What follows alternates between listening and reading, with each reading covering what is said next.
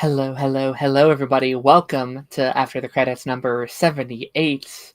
I'm joined. I realized I'm on this side today, but Yeah, you know you're what? We're just on the going wrong to keep side. it. I'm just going to keep it. Why not? You can be first, Taz. That's fine. Okay. I'm joined by my friend, like always, Mr. Taz. How's it going, Taz? I'm good. How are you doing? I'm good.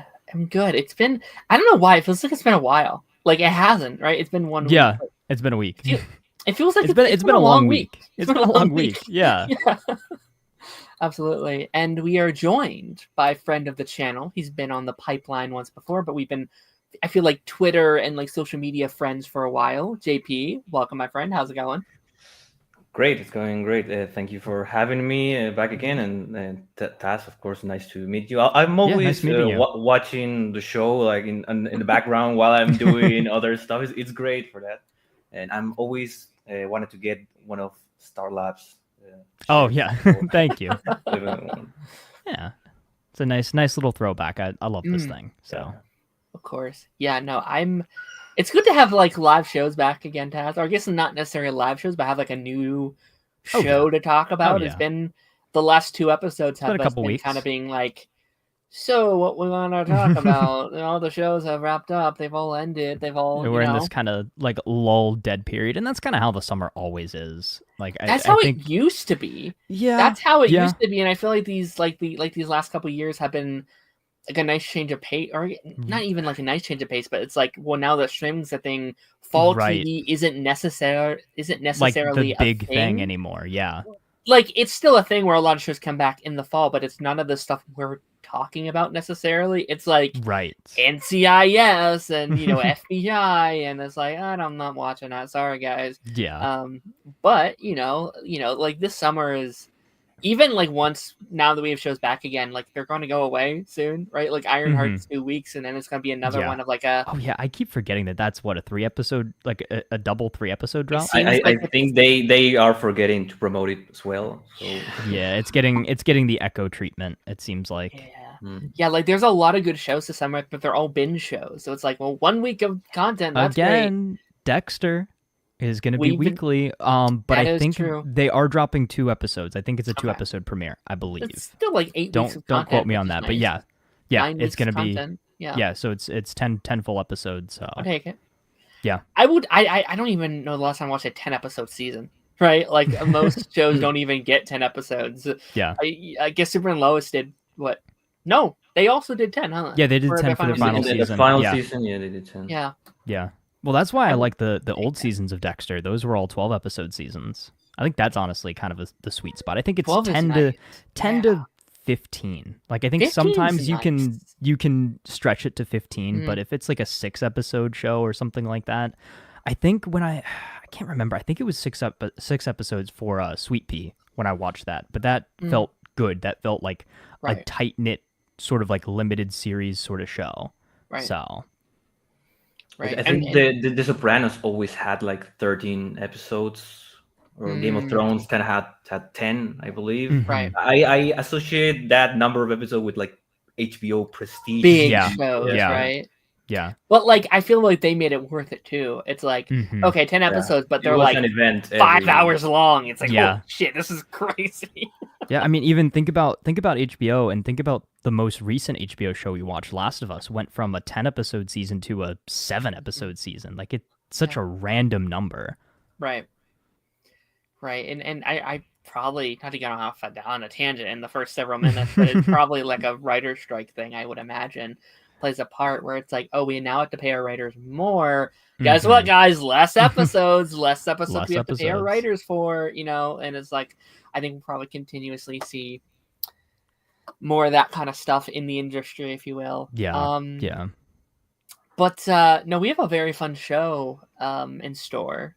We are going to be talking about the first 5 episodes of the new Phineas and Ferb season, which is crazy to come out of my mouth. I honestly never thought I would be talking about Phineas and Ferb on here, a show that I grew up on as one of my favorite shows of all time. A show that ended, what, like 5 years ago? 10. No way. It ended in 2014. No way. Right? It ended in 2015. It doesn't feel like it's been off for that long because we had, again, spin-offs and movies and all this other thing. So well, that's the thing. It never really went away for Disney Channel. Like they kept them in all their marketing and in like it was they over, were doing, but it wasn't fully. They were doing done. little shorts and little things, and they kept it. And like we can get into this a bit more later, but like I when the show ended, I didn't think it ended. Like as a kid, I was like, it's coming back. It's gonna come back in a couple of years. I was like, it's not over for them. Like it's that type of show. I don't remember watching like the final episode as a kid. I remember watching it like way later on. Yeah, like, it's gonna come back. Is this it? Is this it? No, really? And then once the movie came out, I was even sure of that. And I was like, oh, that's like a backdoor. It's like pilot. it means okay, we're coming back. That 100%, and I'm pretty sure they've said like this is the case. It was like, do a movie, see if there's still an audience for it, and then we'll talk. We'll see how that does, and then we'll talk. And it did well, and like ever since then, I was like, oh yeah, it's coming. It's coming back. I feel like in a lot of ways, it's like Disney's version of Fairly Odd Parents. Like Fairly Odd Parents never really ended. It had like so many different endings, but it never really ended. Or like SpongeBob. So many different like places where it could have ended, but they're like, all right, no, it's so popular, it's a cartoon, let's just keep pumping it out. It's 100% their SpongeBob or their Family Guy, and like that's a not to get into this stuff too early, but like I don't think it's ending again. Like I don't think. I think now that it's back, they're gonna pile a bunch of money on those creators' doorsteps every year and be like, more, give us more, because it is such a it did very well for them. Like the premiere on Disney Channel was like the highest thing they've done in years in terms of ratings. Like it's done very well. Are they doing like a simultaneous airing? Like so they drop 10 episodes or the first 10 episodes, I'm guessing, of a 20 episode season on Disney Plus. They order and then are they airing? I don't know how they're premiering it. I think they're up to episode like 7 on Disney Channel or something. Okay, so they're doing like weekly episodes or like a couple episodes a week or something like that. It might be something. I don't know. I'm so out of the loop in terms of like Disney Channel. Like I've not like turned on TV and watched like a channel in forever. Right. Really. Are there DComs anymore? I think Zombies 4. It's like a original Disney Plus movie, something like that. Yeah, they changed it. It's no longer a Disney Channel original movie. Now they just dropped the channel and it just says unoriginal Disney movie where they can pair it on Disney Plus as well. Right. So it's not like DComs are technically dead, which is so sad to me because I love DComs so much. Like it's the same. It's because streaming is so much more popular. What's that now? No, I was saying that I remember they making such a big deal about DComs, the 100 DCom, or sure, years ago or something like that. Yeah. No, 100%, 100%. But yeah, no, we're gonna be talking about Phineas Ferb a bit later. And then in the back half of the stream, of course, we're gonna be going over more Dexter, my continued journey through that, and I also watched Adults this week, the new FX show, which me and Taz can go over then. But yeah, as we kind of get going, did anyone do anything fun this week? Did anyone watch any good movies, good TV, read any comic books, play any games, anything fun that we did this week? Read? We don't read here. No, I'm kidding. What's a book? What's a book? What are words? No. No, so I finally committed to my Last of Us playthrough. I finished part 1 after restarting it about 3 times throughout the last 5-10 years. It's I think it just hit the 12th anniversary, 13th anniversary, something like that. So it kind of coincided very well. Like the show ending gave me that spark that I needed to actually go play the games. I was getting recommended not just by Darren and Ronan and everybody that we were talking about the show with, but my brother kept hounding me. He was like, dude, play the game. You're going to see the story in a completely different light. Played through part 1. Really, really, really enjoyed it. Literally my only critique had to do with the gameplay. Like it just felt a little sluggish. I felt a little not as in control as I would have liked. And I think that was You played part 1. So you played I played the most updated one. Yeah. So graphically, visually, it looked amazing, but I couldn't get the gameplay down. And I don't normally play those kinds of like survival, like scavenge sort of games. Like I didn't ever feel comfortable in the game until pretty much towards the end of it. And I think that that's kind of the point. Like, there's definitely a big like skill gap there. And I joked around about it, and I was like, yeah, my biggest issue with the game is just a skill issue. And I think that's kind of what it boiled down to. But I think it told the story in just a completely different way than the show did. I looked at all the different, the differences between the game and the show, and they're both very complementary of each other too. Is having the knowledge of the show first, I picked up on small little things maybe in the game that I wouldn't have looked for, and then I noticed certain things that they referenced in the show that I'm like, oh, okay, this is a great, tie to the game. Part 1 and Season 1 are a lot more intertwined, interconnected than Part 2 and Season 2. And that's where we get into the big diversions there, and where everybody really seems to have the issues. Like, for the most part, Season 1 is acceptable, right? In the fandom. It's like, okay, yeah, like I'll take it for what it is. It's not 100% what I remember playing, but it's a good serviceable adaptation of the story. Part 2 is so different, and I am loving it. I think I am going to go out on a limb here and say I'm about halfway through the game already. I just finished Seattle Day 3 on Ellie's side. Yeah. A little under halfway, yeah. And I am loving the way that they are telling the story in the game as opposed to in the show. Like, I knew pretty much the big story beats going into watching the show, and seeing how they formulated it, but looking at it in the perspective of how they withhold certain pieces of information in the game versus what they come out and tell you immediately on the show is like, why did they make these choices? Why did they make these decisions? Again, I'm not here to say one is better than the other. I'm just saying I'm enjoying my playthrough of the games a lot more maybe now post watching the show than I even otherwise would have if I didn't have that added context of the show. And I kind of wish I had played the games before watching the show, and maybe I'd appreciate the show a little bit more.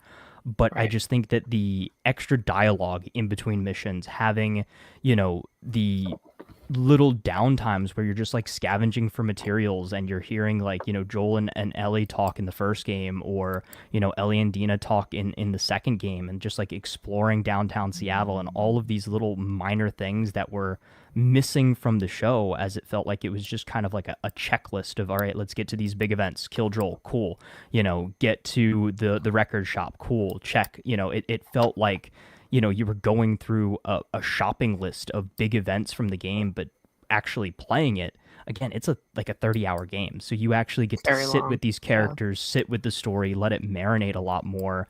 And again, they make some very drastic changes in the show versus the game.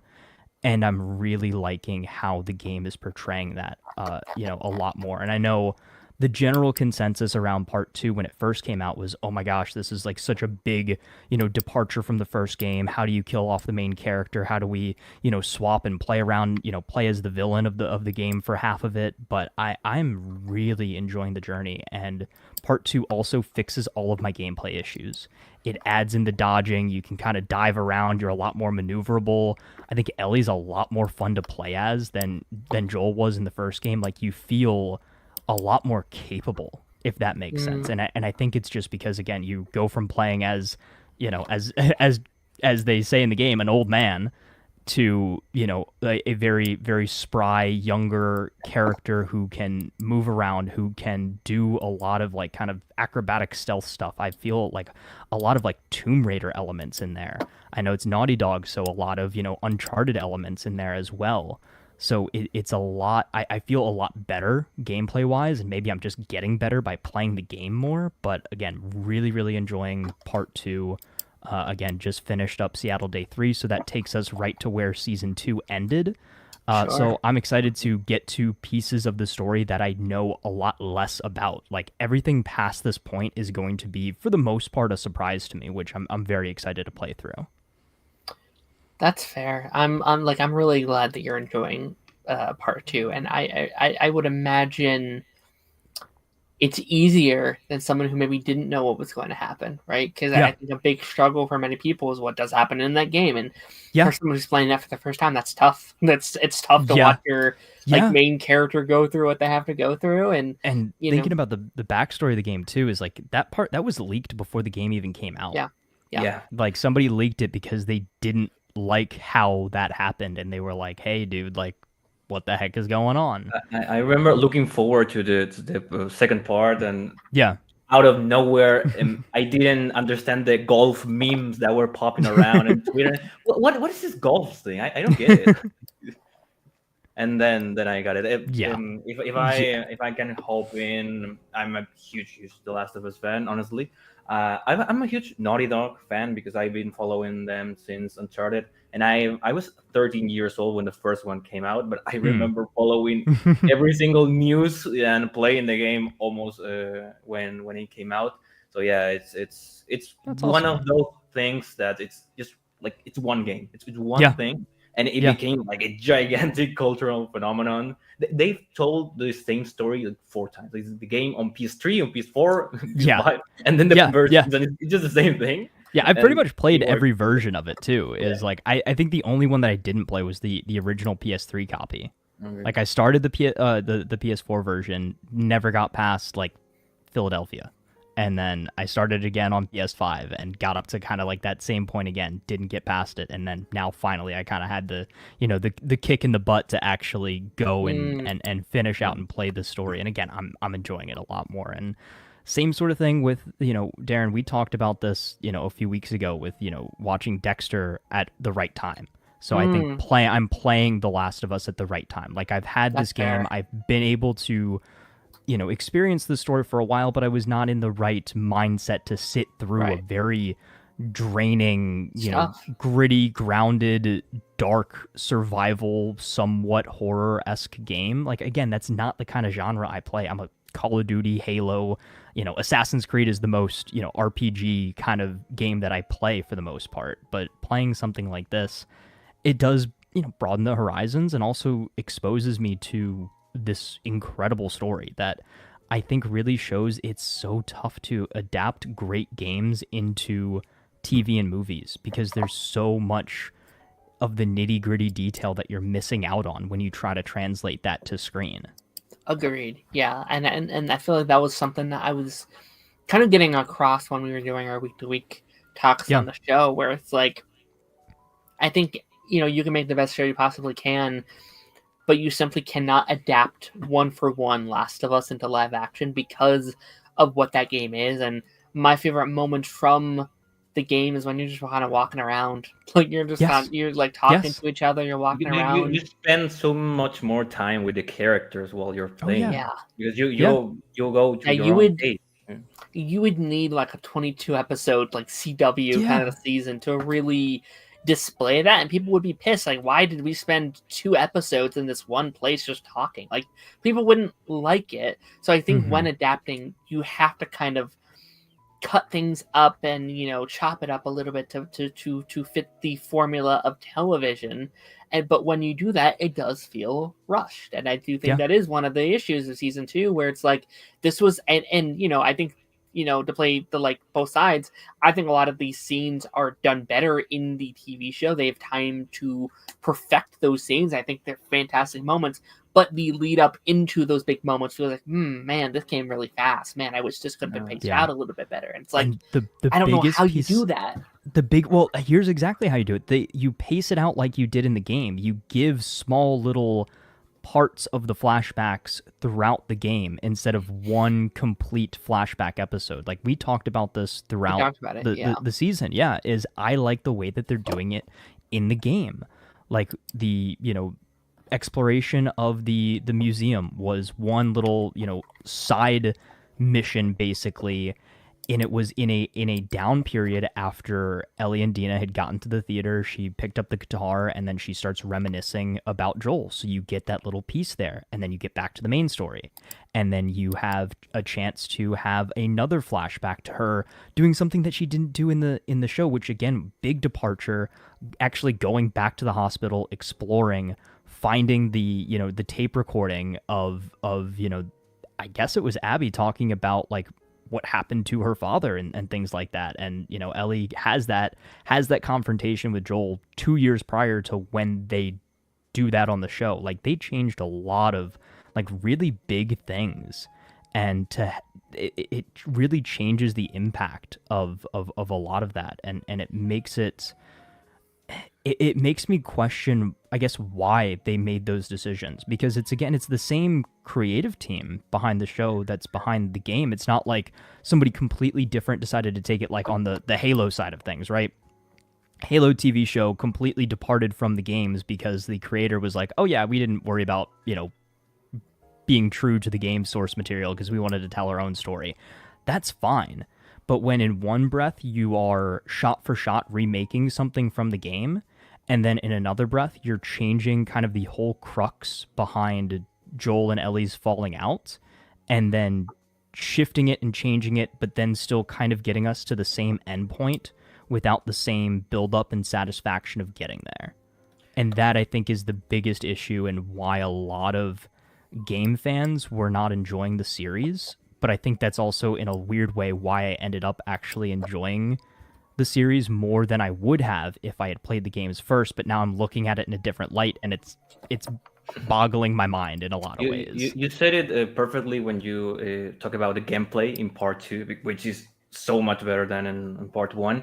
And even if someone did not like part 2 because the story was obviously controversial, no one can tell you the gameplay was bad, because the gameplay is absolutely perfect. And in the show, you basically take the gameplay away. Like Ellie, there wasn't enough.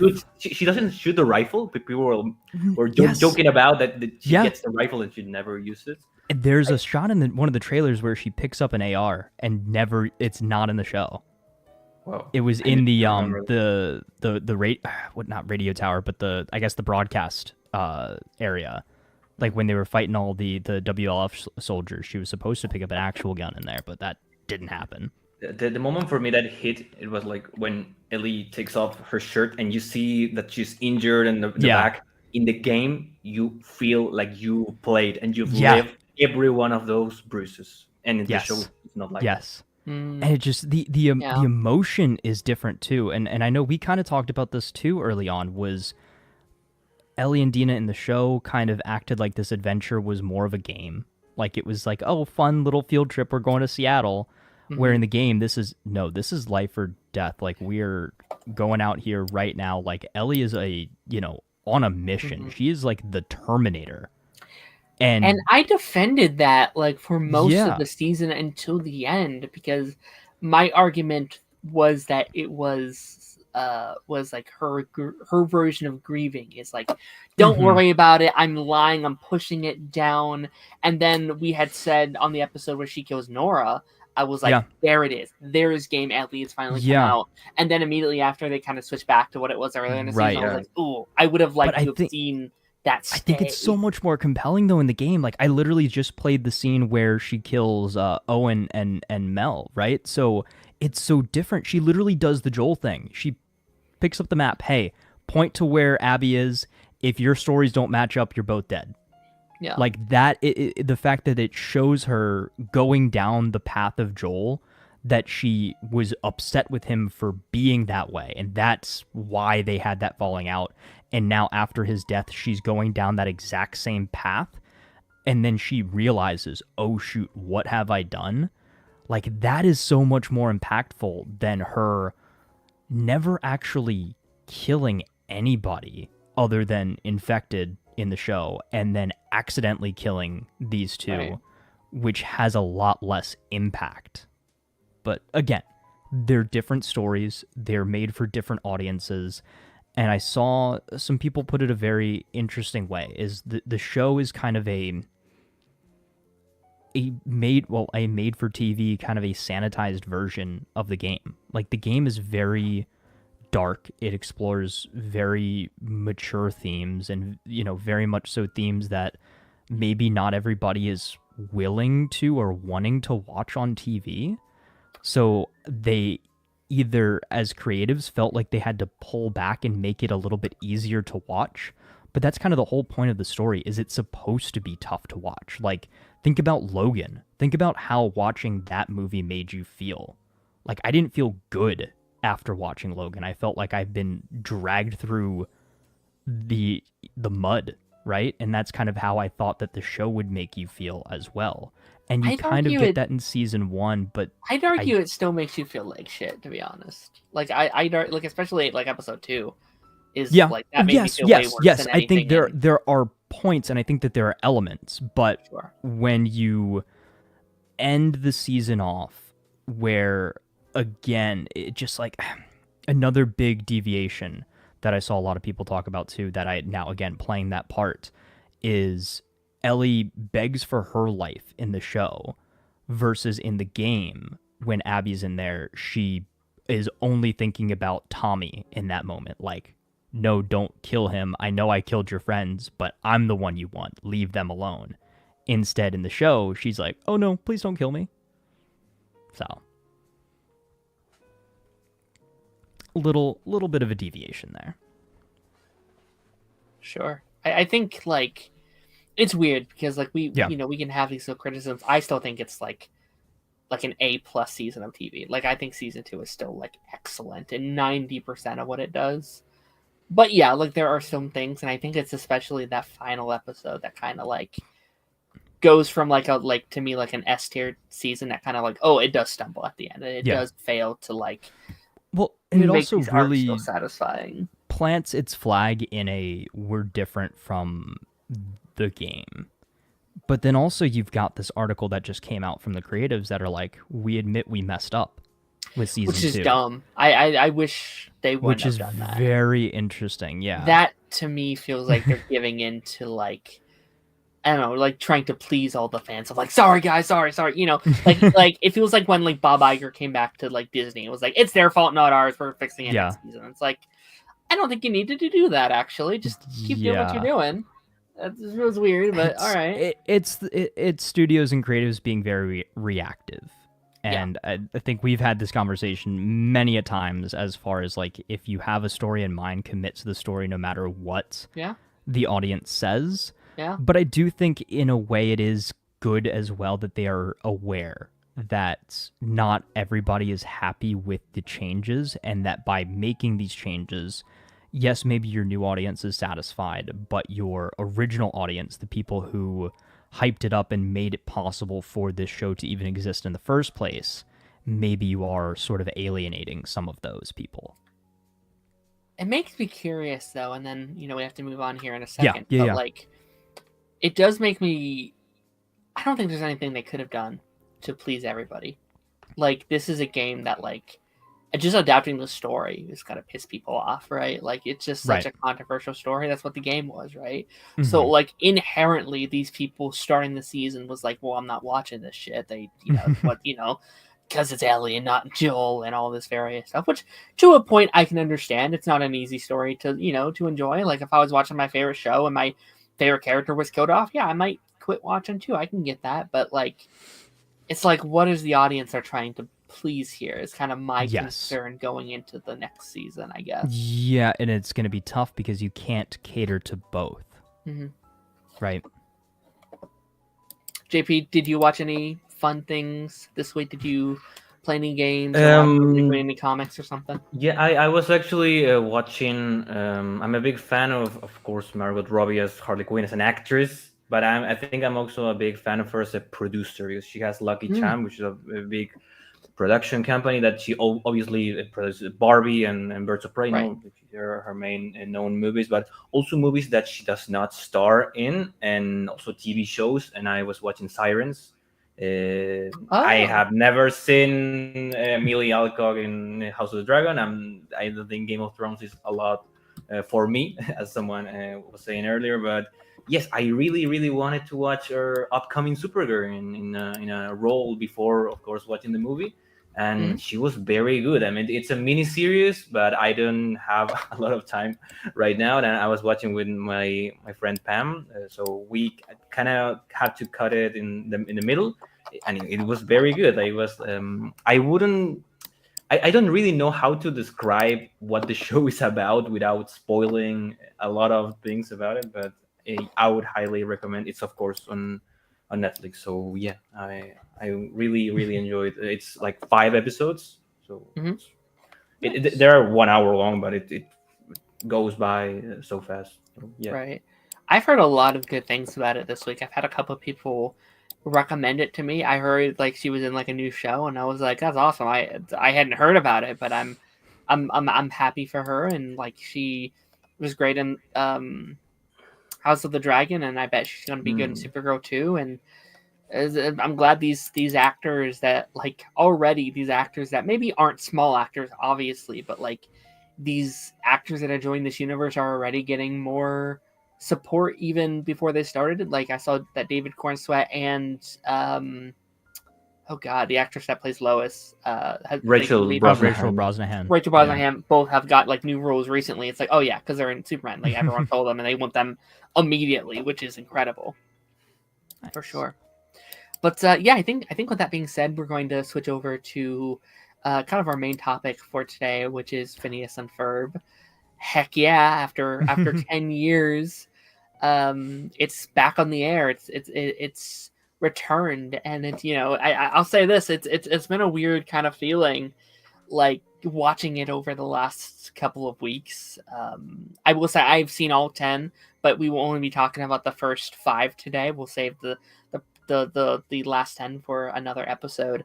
But it's been very strange to have the show back on the air, and like I'm watching the show and I don't feel like any time has passed. I'm just kind of watching it like normal, and it'll suddenly hit me like I'm watching new episodes of Phineas and Ferb. What the hell? Like what reality are we living in here? So to start off, like what's everyone's history with Phineas and Ferb just as like a series? Like is this one that we grew up on? Was this one of our like first cartoons growing up? What's kind of our all like history with the series? Mm-hmm. Yeah, so I mean, I guess I'll start off. Like, I mean, I watched the show a ton as a kid. I think this was one of those kind of like, throw on in the background, not necessarily like think too hard about it, but one of those shows that you always enjoyed or, could always fall back on. It's like, oh, there's nothing to watch, but oh, hey, some Phineas and Ferb episodes are on. Let's just kind of see what they're up to. And then also, I think the big draw too of this show was always the music. Like, I think that, you were always in for great musical numbers, very good comedy. Like for a kid show, a lot of very funny, very smart humor too. Like a lot of little things that you wouldn't necessarily pick up on as a kid. Not necessarily like, adult references or anything like that, but just things that are like more complicated jokes, more complex, I think. Yeah. And I think I really noticed that a lot too in the first few episodes of this revival is like, oh yeah, wow, okay. Certain things I'm like, wow, I definitely would not have picked up on this if I was like 12 watching this again. So yeah, I mean, I think it was always, again, kind of like a comfort show. And I had a lot of fun with it, and it always made me wish my summer vacations had 104 days as well, because I know there has never been a summer vacation where I had 104 days, especially when school got out in like mid-June and we're expected to go back like end of August. Like absolutely not. You're lucky if we got two full months. I just saw a TikTok about this, like them asking Dan Bavemeier, I think Swampy as well, of like, why 104 days? No one has 104 days. And apparently an intern had told them, like they had asked, like, hey, how many days are there in summer? She's like, and she looked it up. She's like 104. And they're like, cool. And they wrote it down and they wrote it into the song. No one told them there wasn't 104 days. It's the first words you ever hear in this show. Yeah. No one told them until the episodes were airing, and people were like, why 104? No one has like 104. What crazy alternate universe do these like middle school kids get 104 days of summer? And it's like, well, too late now. Everyone's heard the song. It's the theme song of the series. It's not like it's some one-off like, song in the pilot or something. No, it's at the start of all 150 odd episodes of the series. But how about you, Ditchy? Kind of the same. A show that I pretty much remember watching when it first aired, and it kind of became an instant hit. Everyone was talking about it in school. Everyone was humming the songs, and I think the production value it's insane. You have songs every 10 minutes because you have like half and a half of each episode, which is bonkers if you really think about it. Oh yeah. And I remember loving it as a kid. For me, like Kim Possible is probably my favorite Disney Channel show ever. Like both animated and live action. I absolutely love it. But Phineas and Ferb, it's right up there. It's the greatest thing probably Disney Channel has ever put out, and they know it because everyone. I have never met someone that has watched the show and said I didn't like it. That doesn't exist. Right. It just doesn't happen. It's something like catching lightning in a bottle. Everything that people complain about. Oh, there's so much diversity, and you have such a diverse cast in here, and everyone is such a memorable character that they're side characters, but they become more relevant as the show goes on. The running gags, making fun of themselves, breaking the fourth wall, which they have done. A ton. Yeah, and you can tell that they really hammered it in this new couple of one. Reference in past episodes, of course. Oh, but yeah. I and really they just have really a lot love of it. fun with it. Like I just feel you can tell that the creative team has so much fun making this show, and that the voice actors have a lot of fun. Like, look at all the promotion that they did for this. Like, that was insane. Like, there was so much. Just like I saw interview after interview, and the creators on TikTok, like literally he's posting videos dressed in the the Doofenshmirtz attire, like doing the voice and everything like that. And like that, it's so cool to kind of see something that again you kind of viewed as just a fun kid show, but kind of transcend that. And a lot of the kids who grew up with the show, they're our age now, so we're older, we're working, we're not having as much time to watch your Saturday morning cartoons, but something like this can kind of draw everybody back together and kind of reminisce on the old days in a lot of ways, and put yourself back in those shoes, not just like experiencing summer through the lens of Phineas and Ferb, but also like thinking about how life was back then when you sat down and watched those episodes. You mentioned the Across the Universe movie that came out in like 2020, if I remember correctly. That's when I binged the show, because that's when I got Disney Plus finally, and I said, well, I really liked Phineas and Ferb as a kid. Let's see if it holds up. And it was the middle of the pandemic. I'm gonna binge the whole, and I watched every single episode. I could not get enough of it. I watched Milo Murphy in its entirety right after finishing. And the definition of underrated show. And justice for Milo Murphy's Law. Jeez, that needs to come back too, or at least cameo in the show. I think that's the rumor. They said if they get a third season on top of these first two, that they will do a big crossover with all three of the shows and stuff like that, which would be cool. But it really was, and I'll answer these comments here in a second because I think they're very interesting. But COVID's what saved it for sure. Like, it was that COVID era. Like, obviously the movie had come out, so there was a lot of promotion and it came back into the pop culture, but also Dan Povenmire, I think, did numbers for it, because during COVID he was on TikTok every day being like, hey, it's just like, I'm bored, ask me questions about the show. Questions about the show, and he'd talked about all the fun fan theories and stuff like that too, which was and great. Write songs, and he would do covers, and and I think that saved it. I think that is when Disney realized you had it was back in 2020 when you had the Scores in Your Pants song went viral on TikTok in 2024, and Jimmy Fallon was doing it, and Barack Obama was doing it. All these famous people were doing it, and it hit me then it was ahead of its time. A show like that, we're going to see a lot of these songs get turned into TikTok dances, and it's something that was popular when it was airing, but now thanks to the big boom of TikTok and internet in general, if I had 2 nickels, that joke, I see that joke every week on Twitter. So many quotable moments, right? Or a regular platypus. Perry the platypus. Yeah, everybody does that. Come on, it's great. It's great. There was a cosplay I saw. Somebody did a actual agent Perry the platypus, and he had dual gun holsters and things like that. And he was riding a motorcycle. It was great. It was great. Let me read through these comments here really quickly, and then we can kind of get back on the train. Phineas and Ferb is back. Proud Family came back. Now we all need the animated Kim Possible sequel series. It's gonna happen. It's gonna Disney. It has to. Not only Disney, but all the studios are in there. Hey, let's bring back all the 2000 shows right now. Do we remember the failed live action movie? Oh God, that was so bad. I feel so bad for. I feel so happy for the lead because she's in the new Karate Kid movie, and I'm really for her. Yeah, it's like it wasn't. It had potential. It wasn't terrible, but like, yeah.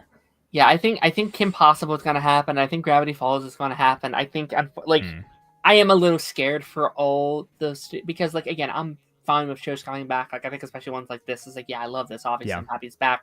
But when the entire roster is just shows that we grew up on, it is a little scary. Of like, but what about what's their new stuff? Their generation gonna have that's theirs to have? Like, like this has always been a thing. Like we have our like Ninja Turtles and Power Rangers that get passed on, and that's fine.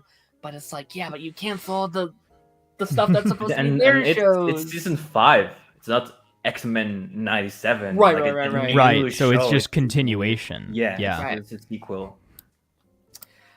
Seeing Ashley and Olivia singing Busted Live was awesome on video. I love seeing all the behind the scenes. Have you seen Hamster and Gretel? I have not seen Hamster and Gretel. I also haven't finished Milo. I really want. It's in like season 1. I never got to season 2, but I'm planning here to do like a go through of it. I want to complete the whole universe. I've heard great things. I've heard they're both very, very fun. So I'm excited to do that. Social media was a huge part to play when it came to getting a revival series now. Nowadays, 100%. Yeah, like I would not be shocked if like studios like just go on TikTok and be like, all right, what are people posting clips of? Well, I mean, think about it. How did Daredevil come back? How did we get the final season of Star Wars: The Clone Wars? Like, how did all of these things that return? How is Dexter? Why is Dexter coming back, and why is it so popular again? Like, again, it's all just people repopularizing it, and I really wonder kind of what that landscape is going to look like again in like another 5 to 10 years. What shows that we have watched in the past are going to just randomly get popular again and decide to come back? That is and it's and to be fair, like Dan had also said that Disney said for his other 2 shows, like they are looking at those Disney Plus numbers to see if this show helps the other shows get more popular, and they might be like, hey, more Hamster and Gretel, more Milo Murphy, which would be crazy, but also I wouldn't put it past them if like Disney wants a little like cinematic universe, like those are popular now, like having and that's time. Not talking about the live action stuff. I only watched like a couple of episodes, but the new Wizard shows, I thought it was pretty good, and it got popular. I saw people talking about it. Yeah, I've seen some clips of it. I haven't dove back into it. It's one of those shows though where I guess that's where the issue with bringing back old stuff comes, right? Is like you think about these shows with such great endings back in the day, like why ruin that and bring it back? Not necessarily ruin it, but why that's my biggest pet peeve. That is my biggest thing when it's like we are digging up the grave of these iconic TV shows, and then it's like let them rest. When you kill them, it's like so you ruined the whole show because now these characters who had endings no longer have endings. That like there's a reason why Tarantino's not announcing a Pulp Fiction 2 ever. Certain stories are one and done.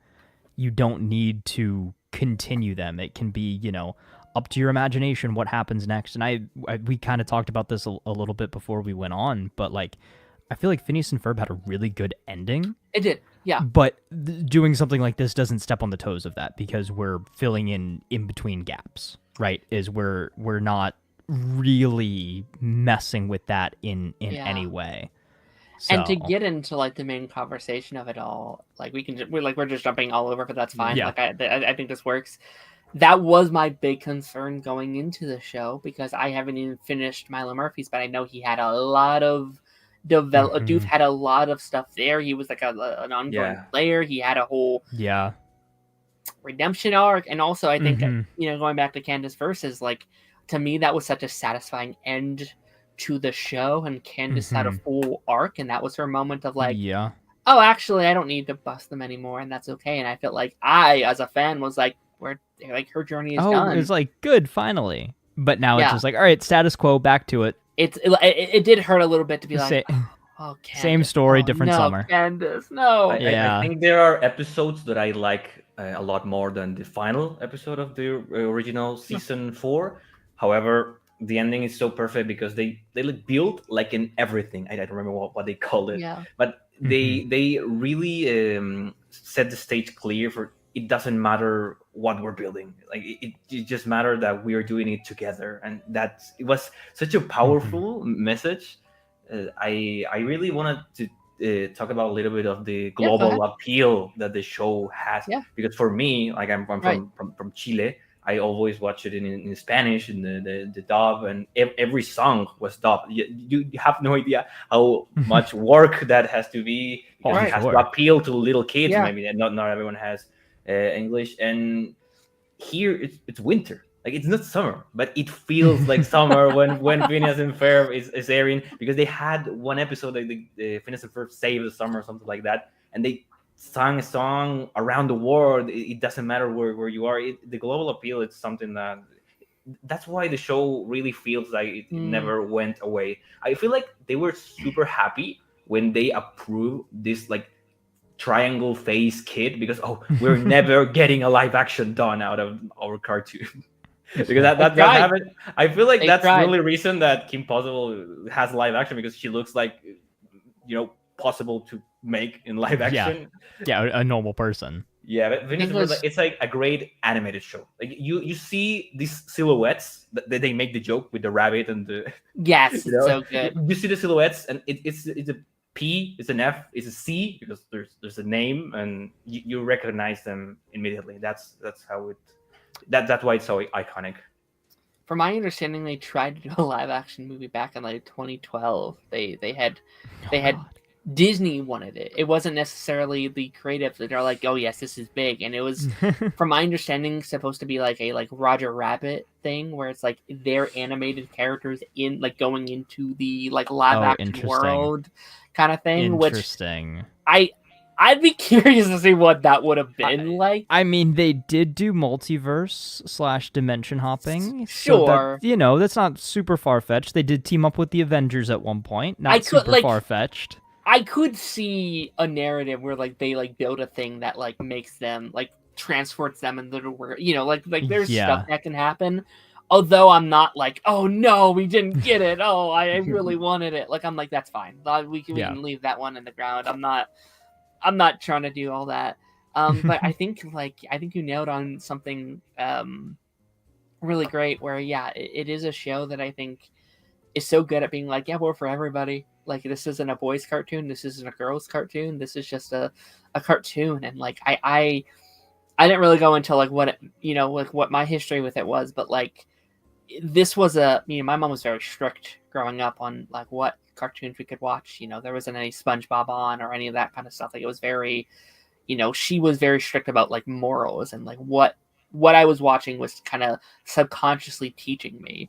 And some of it was valid and some of it wasn't, obviously, but I think Phineas and Ferb was something that like my whole family loved. Everyone got something out of it, and I really do think it like morphed a lot of my personality in terms of like what kind of humor I like, and like how I like to see the world, that like everyone can be special and everyone deserves to have a good day and everyone deserves to be happy. And I think especially as the show got on, because I know those early episodes, they were still trying to find their footings and find their what they wanted to be, but once they did, it was something really, really special, I thought.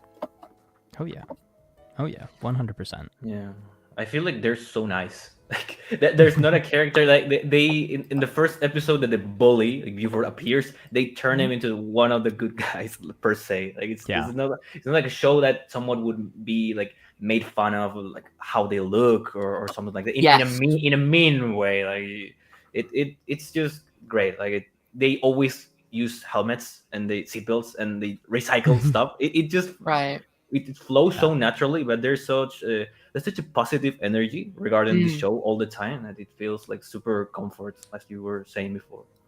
100%, yeah. And like I think like that's something they nailed very early on, because again, like the first couple episodes, it's like Phineas is a little bit like an asshole in those first couple, like the first like 6 or 7, and I think they kind of nailed what kind of character they wanted him to be.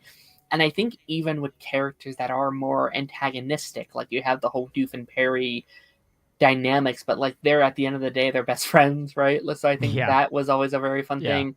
And even with Candace, like I think that's definitely the most negative the show can get in terms of its characters, but I think it's also a really nice lesson to like, it's a good example of like killing with kindness, right? Because like Phineas is always like, come on, like he loves his sister, he wants her to be a part of everything they're doing. It's her that she often inspires what they're gonna do in the day.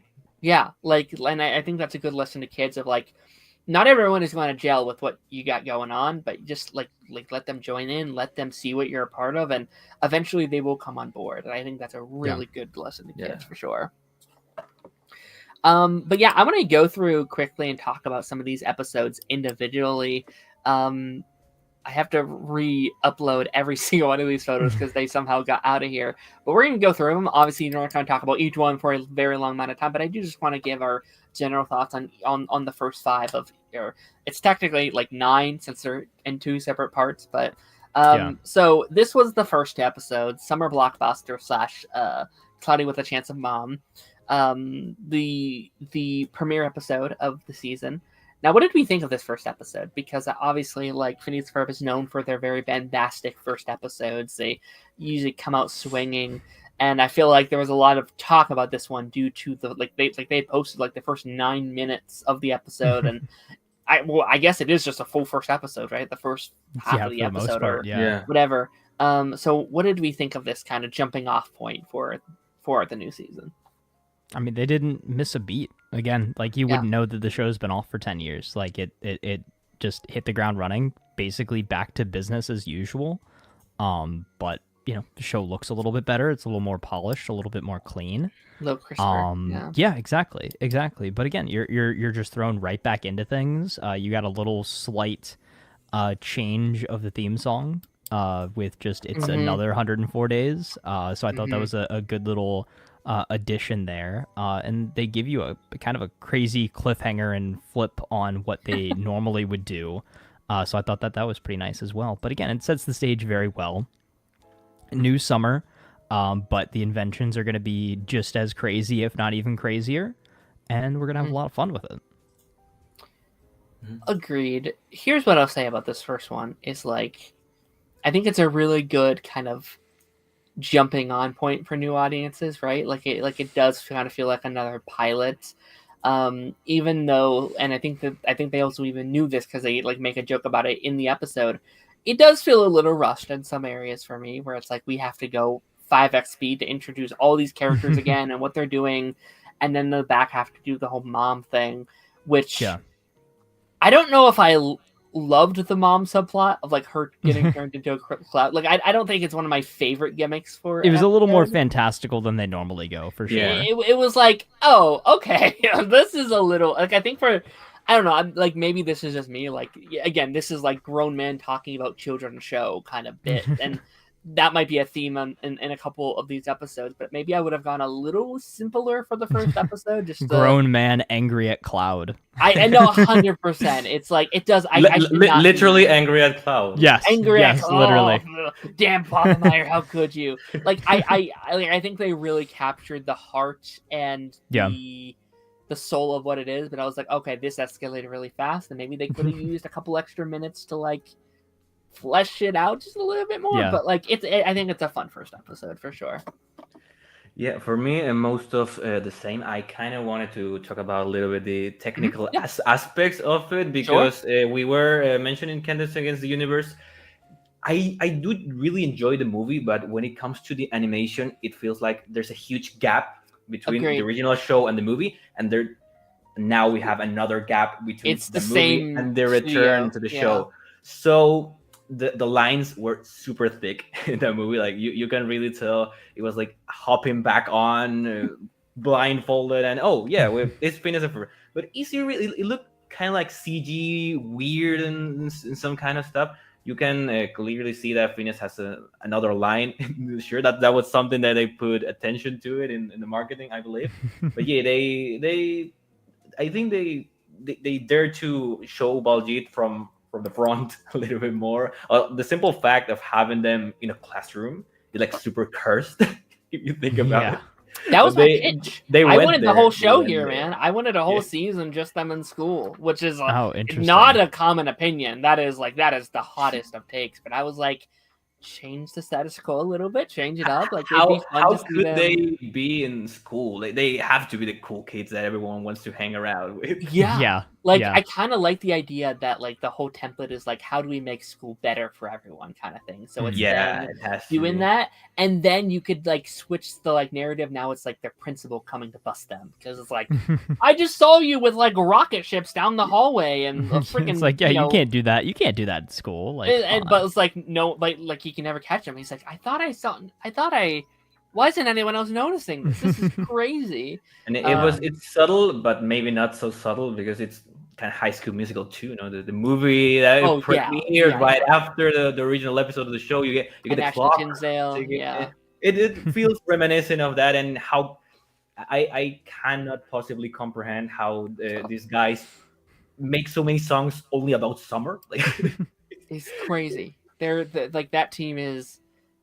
They do an insane thing, and like sometimes I criticize like, oh, it's not the peak of Phineas and Ferb songs, but they make a song every single episode. And was it just me, or did they always do like not covers but like takes on songs? Like I noticed that a lot more in these first few episodes, especially. Like, it was you heard like the beat of an existing song, but they did like a she shanty parody song. Right? Yes. Episodes. Yeah. So again, I can't necessarily remember like a ton of like. Again, there's so many songs, like I can't remember all of them, but I don't necessarily remember them all being kind of like covery style songs. And again, nothing wrong with that, but I thought that was actually kind of a cool element, but I don't remember them doing that a ton. Yeah. Not that I can remember. Like, they do a lot of parody stuff in the show due to like Star Wars and Frankenstein, like the Wizard of Oz, but I can't remember. They were kind of parodying songs there too. Yeah, I haven't seen a proper show in also many, many years. I should also say that up front. It's like, it's been years since I actually sat down and watched like the whole show. I mean, the last Phineas and Ferb thing I watched was the movie when that came out. Fair. Okay, the next episode is here we go. Submarine Sandwich Submarine, which, as a follow-up, I thought this one was okay. I thought this one was all right. I will say this, and I was telling Taz this before we got started here. I do think I significantly like the back half more than the first half. I think starting episode 5 onward is when I really thought the show kind of found its footing a little bit, which I think is valid. This is the first time they're making the show in 10 years. They deserve to have a couple of buffer episodes where maybe none of these are bad episodes in the least. I'm not like, I can't believe they did this, but like there's a couple here where I'm like, okay, all right, like, that's an episode, all right. Yeah, that's an episode. And just like they say inside the trailer, it's like, I can't believe we've never done this. I was like, yeah, this seems like a pretty obvious one you would have done. But yeah, this one was pretty fun. Do you guys have any thoughts on? I mean, it's cool concept. Obviously, massive oversight putting a sandwich in the ocean, but yeah. The only question is when you play with food in like a TV show. Yeah, I guess my only question is, was that sub done Mike's way? Yeah, it felt very like Magic School Bus a little bit, right? Of like shrinking down and a little bit. Got the giant monster trying to chase him underwater. Like, that felt very classic Phineas and Ferb. I mean, I do really like the part when they cannot get in the escape pod, but they use the escape pod to lure like a handful. The substitute sub. Yeah. That was really funny. Yeah.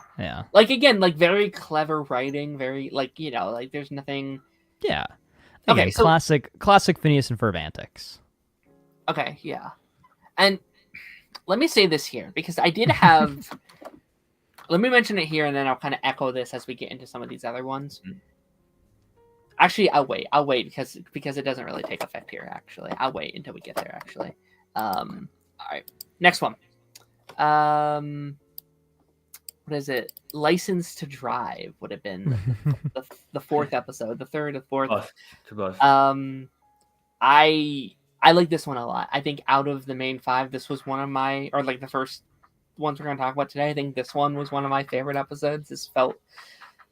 License to Bust. I'm sorry, I said Drive. Yeah. License to Bust. I thought this felt very classic Phineas and Ferb to me, and I do really enjoy the continuity here. Yes. Like, I like in the previous episode being like, I'm getting my license, and you know, I like in the like what is it? Season 1 of the original show is her learning how to like parallel park, and then calling back to that episode, and it feels like a good transition to that. And just like, you know, what she's going on. And yeah, I thought this episode, it was very fun. I thought it was like a fun gimmick for an episode. I thought like, okay, she's not doing so well, she's nervous, but once she sees what they're doing, she gets her confidence back. She like locks in and is like, oh, all right, I know what I'm doing here. And I like the whole bit. It's like, oh yeah, she's obviously gonna fail because they like went underwater and she's speed, and she's like, no, that was the most confident I've ever seen anybody. That was great. Yeah. Watch somebody pull that in their driver's test in real life and see if you actually pass your test. Yeah. Well, if the teacher is on your side, I also really like this one. The song is probably the one I like the most out of at least Agreed. 5. They actually teach she still has it. I think that was my favorite song. Yeah. But it feels so true to Kansas' character, and it goes very hard, of course, as we are used to.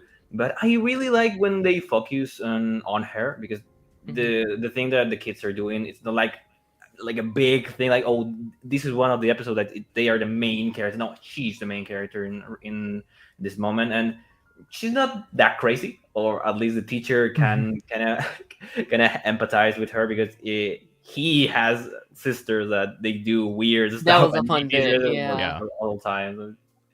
She's like the straight men in this situation. Right. She's not like bonkers crazy. I really like that, because she has to be very zen to she's very focused in busting them, but also in driving the cars. I think it works. It has great comedic moments. Oh yeah, for sure. Yeah, no, I thought out of these 5, I think this one is definitely one of, if not my favorite. I think this was them being like, okay, what kind of episodes or like what kind of story beats we want to tell when we do this? And I bet Candace learning how to drive was probably at the top of their list, and things they never got around to in the original show. So I thought that was fun. It'll be interesting to continuously watch that continuity going forward, though, because like the following episode, we see her like riding her scooter, and I remember thinking like, what about the car? But like maybe it's like she has her license, but she doesn't have a car yet. Is kind of maybe what they're doing. Yeah. But it would be interesting if that's a narrative. Like, I like the idea. That's a good episode pitch, where it's like it's her birthday and she gets a car, and like they're like, oh, let's make her a car. Like let's build her a car. And I know they've done that previously. goes to get a job or something to buy a car or something like that. Right. Yeah, but like they make her a car. Like it's them. Like that's the invention of that week, is like, oh, a new car for Candace, and it's, I don't know, it comes alive and it has like, I don't know, like it has legs or something. I don't know, like whatever gimmick you want to tell with that character. Yeah. You know, a funny thing, I wonder, did they ever like at least jokingly address how Phineas and Ferb pay for all this stuff?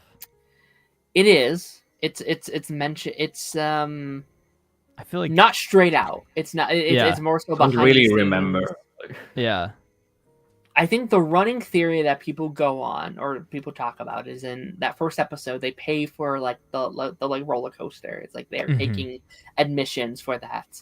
And like, oh, they like earn so much in that first day of summer they can just build whatever they want going forward, which like isn't realistic, isn't. But how do they fund the roller coaster to begin with at that point, right? Get a loan, I guess. Yeah. Aren't you a little young to get a loan? Yes, we are. You know, like it's one of those things, and like, and I guess at that point too, you can ask, how does Doofenshmirtz fund all of his stuff as well. He's got his own building, and all he does is like build crazy stuff. Like I think Perry's the only one with an actual job. What's unfortunate is both could be rich and famous if they just sold their stuff. Yeah, they're like, yeah. Hey, do you want a freaking, hey, we have a solve cancer rate. Do you want it? Yeah, like they could do anything. Like they'd be the most famous people on earth. They just didn't get destroyed. They're like, there's an episode. I won't go into it here because it's in the back half stuff. But like, there's an episode where they have a thing and like someone comes in and is like, hey, can I just have this? And they're like, sure, have it. And it's like, sell it, bro. Like you could be, actually it happened like a couple of times. It was like, can we have this? And they're like, sure. I was like, no, sell it. So like get some money.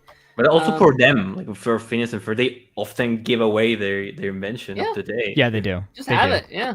They either give it away or they're like, all right, yep, it's gone. Next invention tomorrow. Mm-hmm. For sure. It's again part of that charm, if you will.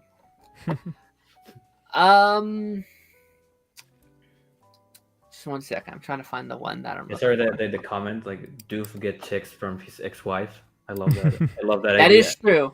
Yeah, that is true, and it's definitely interesting with Duke because he does have like a job, right? Like being a villain is an employed thing in this world, kind of, right? I guess you have to be like. It's interesting how they treat it as like a profession in this world. Where it's like, you have to go do your things, do whatever. There was an episode about that this season that's really funny, where he has to go reinstate being a villain, and it's like, it's like a whole thing. I did love the little aside where Perry like clocked out after finishing up a fight. He's like, has that time clock always been there? That was a good bit.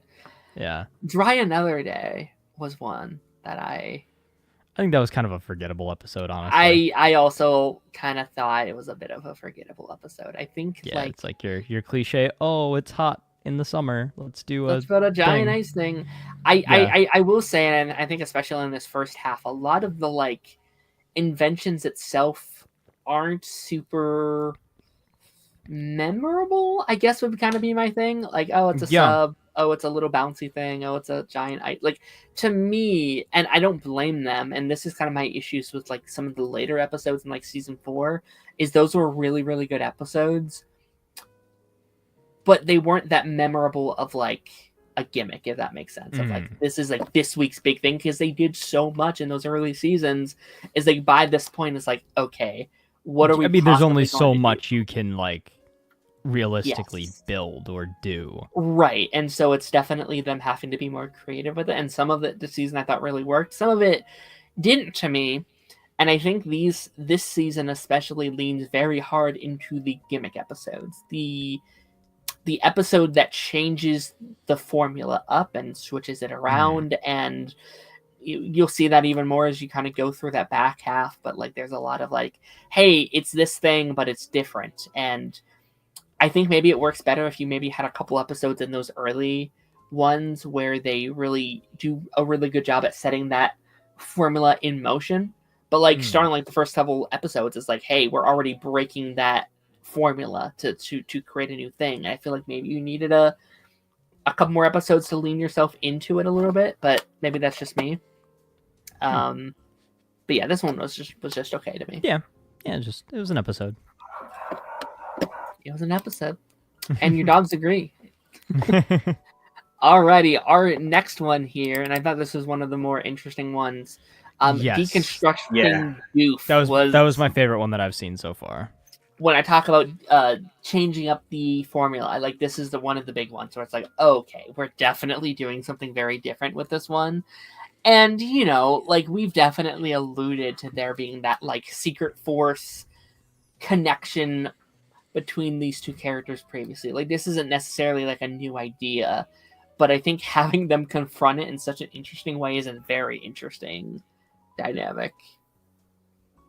100%. And I think they continuing to, kind of lean into the joke of, their mom never recognizing or noticing or like missing. It's like, oh, I just came back from the bathroom. Like, what I miss? And it's like, oh, Yeah. you literally missed the big thing. Yeah. I did though think it was very funny to have the therapist literally go insane connecting all the pieces, and it's like you could just see like the theory board and the gears turning in his brain. Is like, oh, all these things are connected. Platypus, Perry the platypus, like all these. I thought it was fun. But yeah, again, I think that this was probably the strongest episode of the first. I saw the first 3 episodes so far, so I think this was the strongest of that bunch so far. My favorite that I've seen. And this is your last one, right? That you've seen? Yeah, that I saw. Yeah, I gotta watch 4 and 5. Okay, cool. Yeah, no, this one was fun. This one, yeah, no, like it feels very creative. This feels like one of those episodes that they probably wanted to tell in the OG run, but they just either didn't know how to, or didn't get around to doing it. And no, like I think like Ashley Tisdale and Dan Povenmire voice always works very well together. Like it's very rare, but like when those two have a song, it's always one of my favorite songs. And I think this was probably maybe the second best song that they've done in this new set of episodes so far. I think those two have a fun vocal range. It feels very creative and very fresh. So I was a fan of this one as well. Yeah, me too. As I was saying before, I really like when the focus shifted to another character. Like we have like a new character, the psychiatrist here, and I really enjoy how they present them as not crazy, as I was saying before with the driver's license episode, because he's the one that goes crazy, and they are super zen about it. Like it feels funny because the connection between like Candace could bust Doof, because Doof is similar to the brothers. Yeah, I really like that connection, and how the scientist, the psychiatrist builds like the little miniature about the kids and everything, and puts everything together. I think that was very, very fun. Agreed.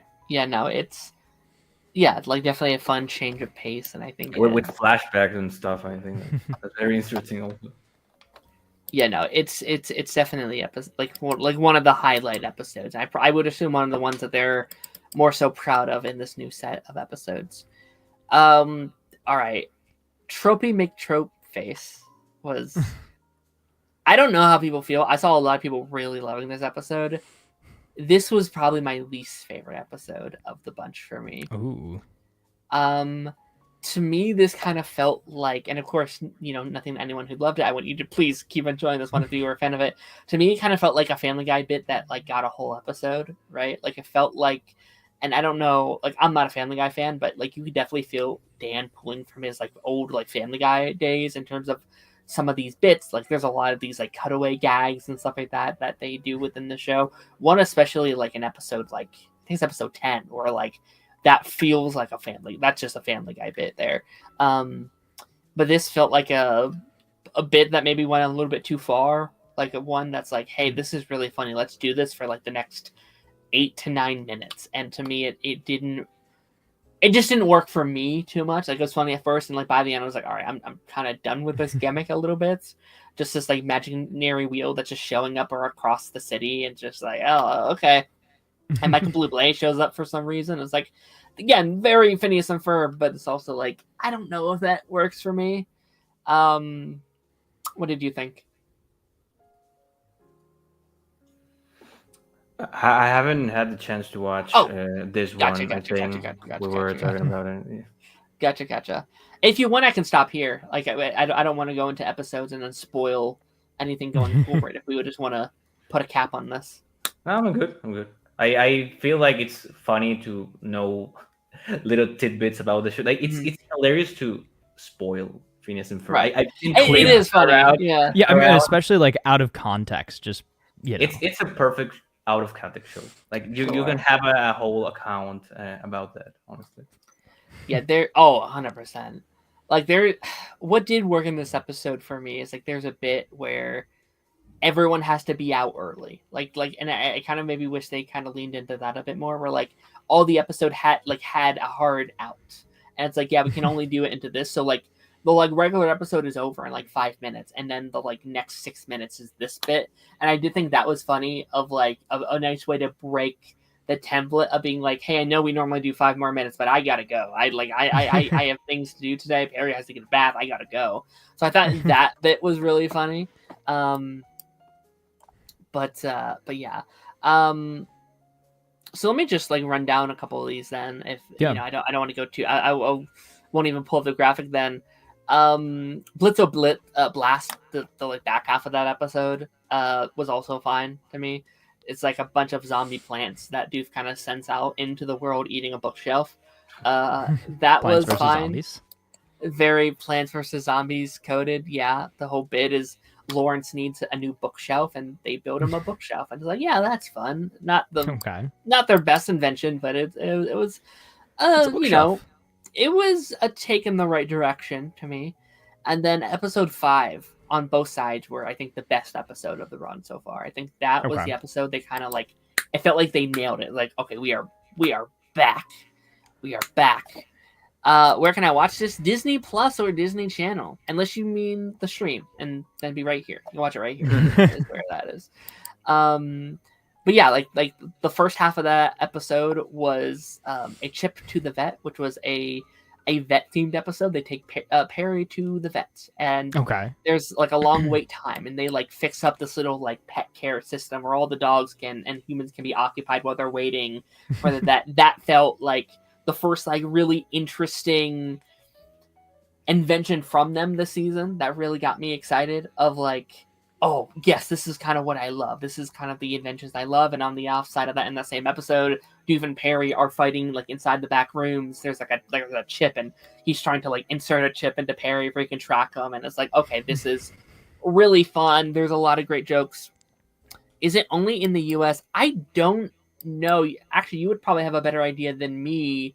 Yes, JP, it is, and that's why I have only been able to watch the first three episodes because here in Latin America they only put the first 3 episodes because I think that's the only ones they dub. But I have zero problem watching them in English. It's just that they're not in it. Yeah. They're not right. So I can't really watch them. So I guess my answer to that question will be find your favorite VPN service, and then you can watch this it that episode way. Is sponsored. Yeah, this episode is sponsored by Insert VPN here. I did use a VPN when I binged it in 2020. I had one then. Nice. I do not have one now. So do you want to watch Phineas and Ferb, but it's not in your country?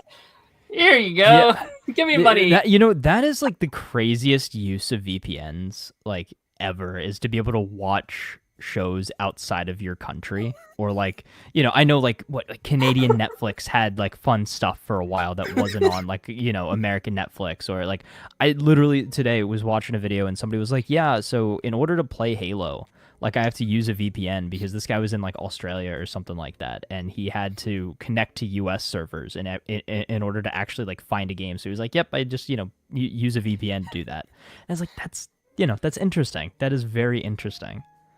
I'm going to clip this whole segment once we do get sponsored, and it's going to be amazing. Like, if anyone came in just now, it sounds like we're like on a sponsor break. Yeah. So, okay, yeah. We interrupt the stream to promote VPN. So any VPN service that would like to, work with us, please reach out. Let us know.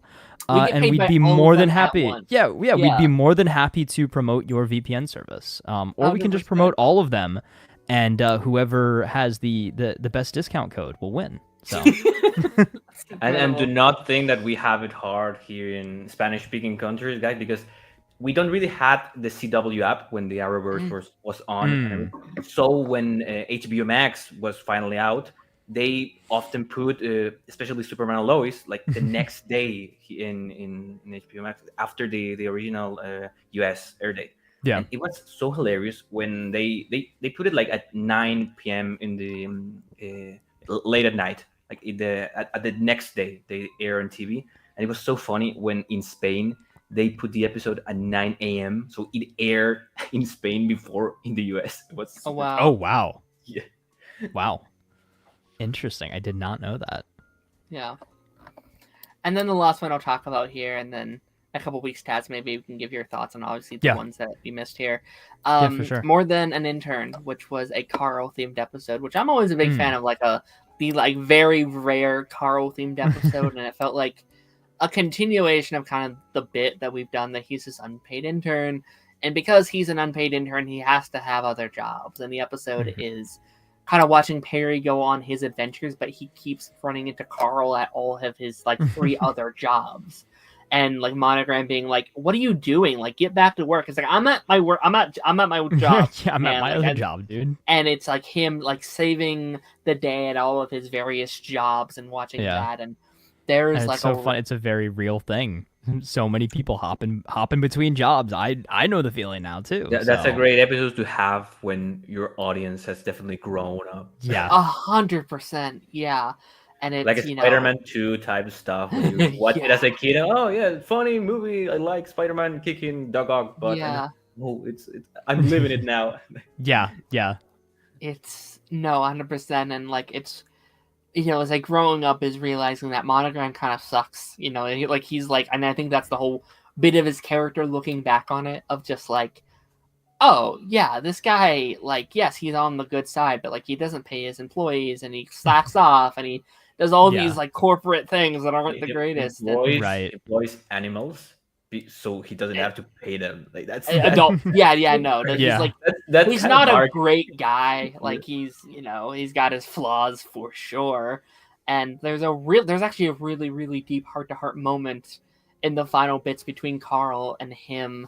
And like you think it's going one way, and it does revert back to the status quo, but like for a minute it's like, oh man, this is like a kind of a really nice deep scene that's very nice. So what you're telling me is Carl does not get promoted to a paid intern. He does not, but he gets free parking now, if that helps. Oh, so he was paying to work. Interesting. He was paying to work for free. Yes, that was kind of the whole bit, where it's like he's like, I do all this and I do all this and I even have to pay for my parking, and there's the bit where it's like, well, maybe I can do something for you, and like the whole bit is he's going to get rid of the like unfree parking, but he's still not going to pay him. Wow, to actually work. It's like the whole bit crazy. Of the joke. Yeah, that's it's crazy. Like, and they do bring back Carl's song like from the original show. I believe, right? If I remember correctly. Which one? The one like with that he's like an intern. Like he had a song, right? He had a song. Yeah, it was like Carl. That one. Yeah. Oh, gotcha. I don't remember if they played that one here, but there's definitely a song, and it's definitely like a commentary on economic troubles in like the U.S. and like how like society doesn't pay people socioeconomic disparity. Yeah, there's definitely a bit of like, oh yeah, not it's not a great time for people to get paid for what they're good at, kind of thing, or get paid for what they're worth, if you will. Okay. But yeah, with that being said, I guess that kind of takes us to the end of the first 5 episodes of the new Phineas and Ferb. Do we have any kind of final thoughts on these that we've seen? Any things that we want to, like things that we haven't talked about previously that you guys want to bring up here? Yeah, I did have a question for both of you, and that is, what is your favorite song from throughout all of Phineas and Ferb? This is a whole. I feel like that's a good question. That's gonna be like a whole episode. I definitely want to do just a pick one song. I remember voting in the thing in the Cliptastic episode. I remember voting for that online. I think I've got my answer. Yes. Oh, that's so cool. I remember voting for the new baby name in Good Luck Charlie. Also, I do remember voting. Oh Really? yeah. That's so cool. Oh fuck yeah. All right, I guess going back real quick while you guys are thinking of that, that reminds me, a fun little connection. You brought up Kim Possible a while back. I remember there was a event sort of thing going on where they gave you there was a scavenger hunt kind of thing at Disney World, back in the day, and I ended up actually going and doing that back. I don't even know when that was. Really? I was a young kid then. But like I remember like seeing the advertisement on Disney Channel, like, oh, pick up this phone, go on this Kim Possible scavenger hunt. I think it was at like Epcot or something like that. And I just remember having so much fun. It was so cool. You got the little phone, you go to all these little places, and like nowadays thinking back on it, it's like, oh, this would literally just be an app or a section in like the Disney Park app or something like that. But that was one of the last times I had been there, and but that was such a cool experience. Yeah. And I feel like they don't do things like that anymore. I don't know. I haven't been in like 15 years probably at this point, but it's definitely like off topic, and we'll get back to your trunk thing in a second, because I definitely want to answer that. I remember, well, I mean, I don't remember when it aired, but like back when like Gravity Falls ended, they did that huge like scavenger hunt where like people to like solve the puzzle, everyone around the big world, like ARG around the kind of thing had to like find different pieces of the puzzle and put it all together. And it's like you have to work to help someone else solve it, which I actually think is a really fun idea. It's like, hey, you may not be the one, but you're going to help someone else do that. And I think that's really awesome. I think that's really sick. Yeah, well, I love the whole like the big community thing. Is if you ever have a chance, I know you're not necessarily a massive like gamer or anything like that, but Halo at one point did a very interesting campaign. Look it up. It's called Halo I Love Bees. And it's a very interesting kind of like ARG sort of story. It started out as something like people didn't even know it was promotion for Halo for the longest time. And a couple of channels have done like kind of like documentaries on it and everything like that. It's very interesting. So if you have the time, I would suggest that to anybody to go watch it. I think Rocket Sloth has a really good video on it. So I also just pulled these out, and we'll get to your thing in a second. But like I pulled these out just because I wanted to like show like the only piece of Ben 10 merch I have these old comic books, like these Ben 10 or these Phineas and Ferb comics. Oh wow! That they did. I think this was alongside of the first movie that they had done. I did not even know that they had Phineas and Ferb comics. That's cool. Yeah, me neither. I pulled it out like a couple weeks ago to like go through my stuff, and I was like, holy shit, I still have these. That's some rare collector's item there. They're all ripped up, so they're not. Oh gosh! Shit, but, like... All right. That actually reminds me that I think it was a physics test I had like when I was like 14, 15. The show was kind of wrapping up, but the teacher put like a drawing of them in the test to like make us solve a problem with Phineas and Ferb as an example. That's cool. That's awesome. Yeah. That's really cool. Do you think about your song? I don't think I get you. It's tough because my pick's such a basic pick, and I feel bad about it, right? Because like I want to pick a pick that's like less. Yeah. I guess I'll pick two because I have one that's like obscure and one that's like the classic. Like, of course, this is his favorite. Okay. You go first, Taz, then, because you pitched the question. Backyard Beach. Yeah, it's good. I love it. It's good. That's a classic. In prep for this new season, I had thought about doing a solo live stream that was just me ranking every Phineas and Ferb song. I was like, I can do it. Wow. And I looked it up, and it's like 580 songs. I was like, yeah, there's no fucking way. I was like, no, you'd be there. That'd be like a 24-hour stream. I was like, you gotta listen to a little snippet of every song and then rank it. Yeah. Yeah, like I was like, what, maybe 230, 250? I can do that. It'll be a couple hours, but I can do it. And it's like, yeah, because there's like multiple. Sometimes there's multiple songs in an episode. Yeah, I would have. They're like tiny little bit song like jingles. Like right. Do you guys remember the brick song or something like that? Yeah. It's a brick. Oh gosh. It's that like I would have to like okay, just season 1. Okay, just season 2. You know, I would have to do something like that. And you know, maybe someday I will. But how about you? What's your favorite? Or you said you didn't have one? I'm thinking of the movie, the Second Dimension movie. I think that was, in general, it had so many memorable songs, mainly the summer one. But I think I want to go with I think it was the credit one, Kicking Up a Notch. I think it is. Yes.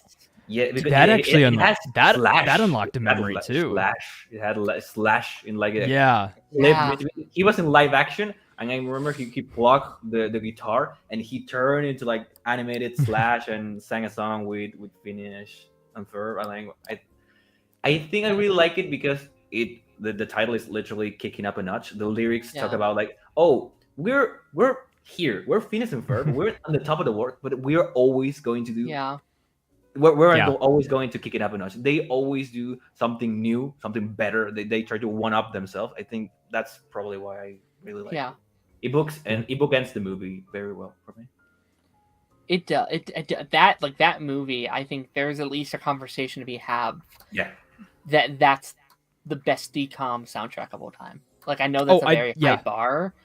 I know, like, High School Musical fans will be like, no, it's High School Musical too, which I would not disagree with. That's also a great one. But I think there's at least a conversation to be had that, like, that movie had banger after banger after banger. Like, that I think I ended up buying that soundtrack back in the day. I believe I have that soundtrack on iTunes. I don't think I went to the movies, but they put it on the cinema here. The movie, the second. Really? I don't think I went. I don't remember, but it was on. Definitely. I would honestly kill to see that, like, on a big screen. Yeah, that'd be awesome. I just remember when that came out, that was such a big thing. Like that. Yeah. That movie was one. Like, I think that's definitely the best piece of Phineas and Ferb out there. Out of, like, all their, like, you know, extended episodes, movies, anything like that. I think that's It's, and I think, like, up the bar for, like, television movies. Like, again, yeah. Like, you know, DCOMs are great and all, but I think, like, that set, like, almost a standard for me of, like, this is what you got.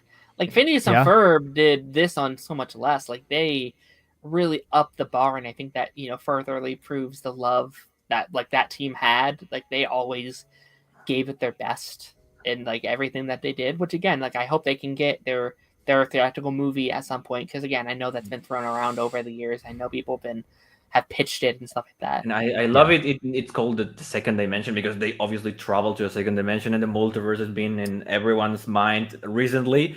But it's about the breaking of the relationship with Perry. That's the second dimension. It goes really, really deep, and I really enjoy that. Yeah. It's fan service, of course, but when the climax kicks in and you see every invention coming back, and you've seen every episode, it feels so earned. Yeah. No, that was ahead of its time too, in terms of like the multiverse of it all. Like, I feel like that was ahead of all the movies that we have now. Favorite song though is still "Ain't Got Rhythm." Like that one's that one is, like, it's most people's favorite. So, like, I hate being like it's my favorite, but it's so good. It's so good. And then my offshoot one would be, I don't even know the name of it, but, like, one of the last episodes is their, like, Groundhog Day episode. And it's Candace and Doof living the, like, same day over and over again, and they share a song, and it's such a bop. It's really high up there. I think it's the final episode, or, like, the first half of it. I think it's, like, the second to last. Like, it's, like, at the tail end of it. It's like, I forget what it's called. It's like Living the Day Over Again, or something like that. But it's like, I don't know what the heck this is, but we're gonna live this day until we can anymore. It's like it's a really fun episode. But with that being said, that does kind of take us to the end of our Phineas and Ferb discussion. I want to give a huge shout out to JP for joining us today. This was an absolute pleasure. Thank you for being here. Do you have anything you want to? Of course. Is there anything you want to shout out, promo? Tell people here where to find you. Yeah, maybe my YouTube channel. Of course, I'm from Chile, as I mentioned. So everything in my YouTube channel is for Spanish-speaking audience. Sure. But I may interview someone maybe in English sometime and put a bunch of subtitles right then and there. So yeah, my YouTube channel. You can follow me on Twitter. I bet it's maybe Darren will put it in the description. Maybe. I don't know. So yeah, it was a blast meeting Task, of course, and being back here on this new show for me. And talking Phineas and Ferb, it's always a blast. I don't think I've ever talked about Phineas and Ferb in, like, social media. Me neither. And because who would have thought? Yeah. Like, when would we have got the chance? Like, podcasts weren't a thing, back when the show ended, and we were like 10, like we were like, we were that like kind of show, like, you don't really talk about it in social media often. But when someone mentions it, everyone knows what you're talking about, because everyone's really and that's the best part about it. So yeah, thank you for having me, and I'm gonna hop right out. Yeah, of course. Nice All right. Yeah, it was great talking with you. Alrighty, you have a good night, buddy. Bye-bye. Take care. Bye.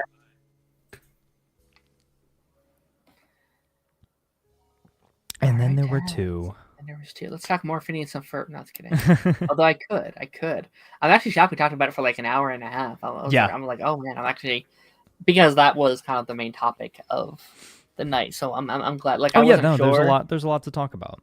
There's a lot, yeah, and I'm excited to talk about the final five because I have a lot more to say. Like, those are the episodes where I'm like, oh, I feel like the show I love is back. Like, I think the first half was like, I was kind of like a little sad the first several. I was like, this is good, but it's like not the show that I remembered necessarily. And like, I was struggling a little bit because I was like, is this because of like anything in the writing, or is this because I'm a grown up watching my favorite childhood show? And like, I was afraid of like, did I outgrow it? Was kind of my fear, and I realized, and again, I don't want to be the guy that's like the grown man now watching a kid's cartoon being like, this sucks, why is it like this? Because it's not bad, like none of these were bad by any means. It was just like, feels a little different. And maybe it's a bit of both. Maybe there is a bit of like, you're older now, so it doesn't hit the same, but also it's like, oh no, they were just finding their footing, which I think is what the other start of the show did too. So I'm glad they were able to do all that jazz. Oh yeah, for sure. I think my only issue, like we talked about this before I got on too, is the fact that it's so formulaic. It's tough to sit there and kind of binge it. Like, I've got to segment it out, like watch a couple episodes every day or so, but like I can't sit there and watch like all 10 in one sitting. No, that's fair. Yeah, like and I wish I knew that we were splitting it up the way we are before, because I was like, okay, I need to go all these finished in a couple of days, and like the first 2 days we did.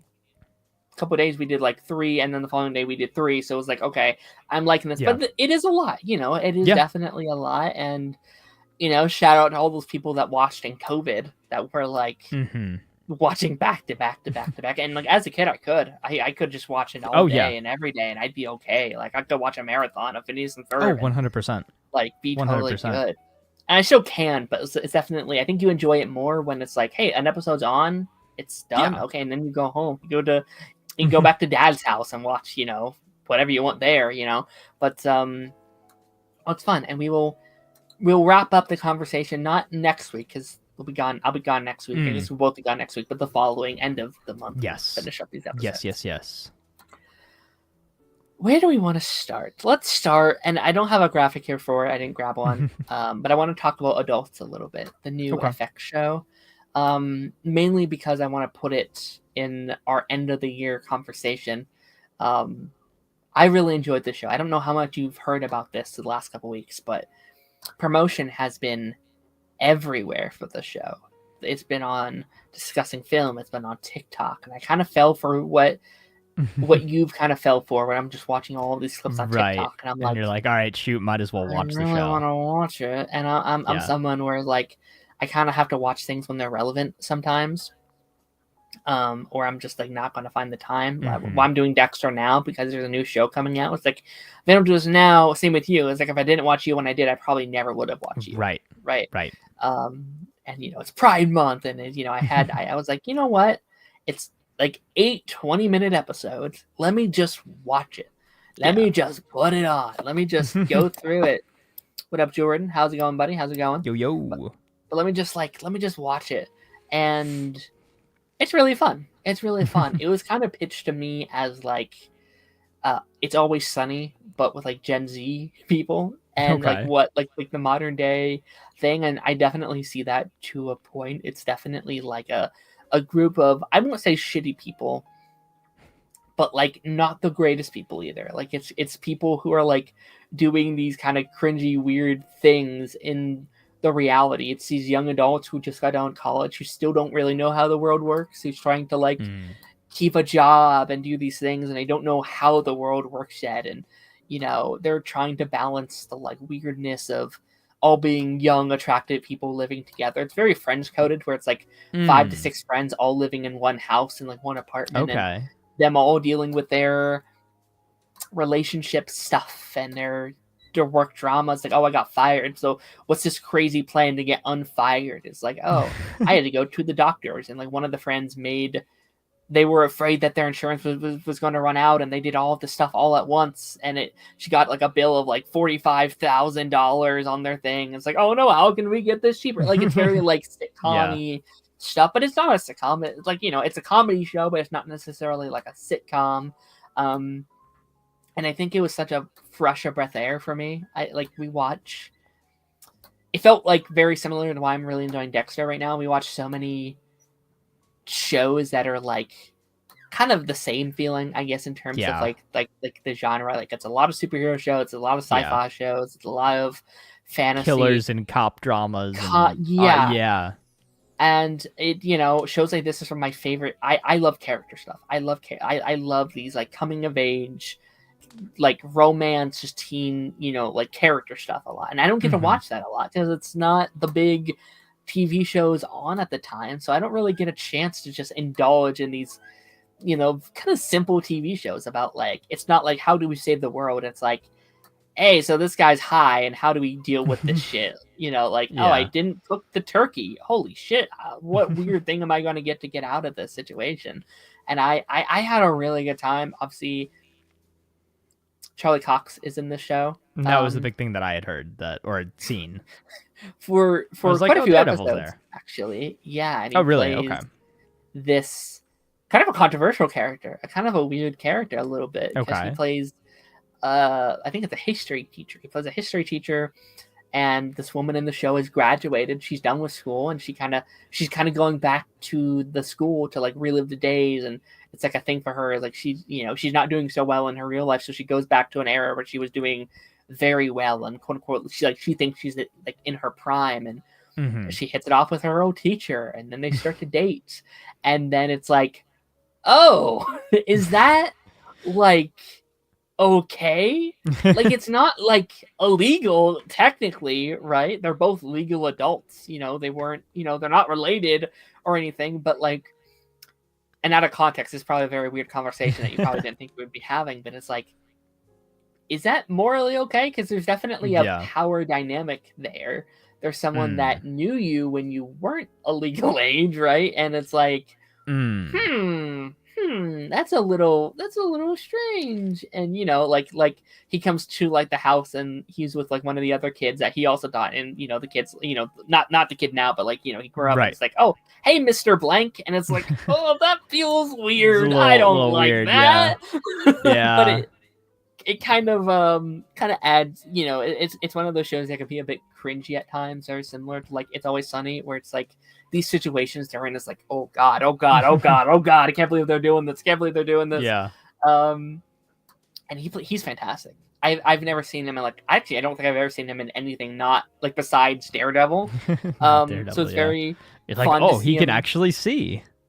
No, for sure. Like, he's really fun, and he's very funny in the show. Like, he kills it. He ends up kind of being like this douche character, not necessarily like a douche character, but he gets high, like he comes to this dinner very high because he's kind of in like a midlife crisis kind of thing, and he realizes while he's high what the fuck he's been doing, and he's like, oh god, I'm dating one of my old like, this is crazy, and becomes kind of like this asshole kind of character that's really fun to watch. And his ex-wife has to show up and like pick him up because he's like out of his mind, and it's oh god, Legends of Tomorrow. It's I'm blanking on her name, but the girl with like the wind power, Zari. Oh, okay. The actor played Zari, and it was such cool. a weird mind fuck of like, wait, Zari was married to Matt Murdock. Holy shit, this is a weird little Daredevil Legends crossover. Yeah, I was like, holy crap, this is crazy. This is awesome. But no, it's fun. It's it's a simple show. It feels like a cheap show, like not in the way that cheap is not the word I want to use, because it does have a budget and it does have actors that they paid them. But it feels like a simple show. It feels like a show that's not overproduced, right? Is it like a very like one set kind of for the most part? Like, from everything that I've seen, it's just like in this house. There's a lot of them just in their apartment, but they go out. Yeah. There's some classroom set pieces, but like the only reoccurring set, like each episode is like a different location, I guess. So there's not like multiple. It's like, okay, this episode they're filming in this hospital. Next it's like they're filming in this classroom. There's another classroom. They're at this like little job office. But yeah, like it feels very simple and like not overproduced, which I really appreciate in a world, and I bet it did have a budget, but like in a world where like these massively huge TV shows and you know all this stuff, it's like it's nice to have just a simple show again.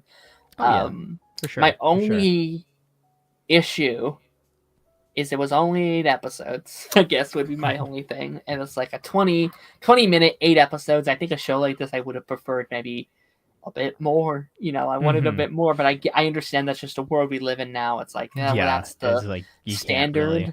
And it's like a show like this. I was like, hey, I would have loved like a 13 episode season. That would have been awesome. And it's like, are they going to make more or? It is not. There's been nothing either way. You know, I hope so.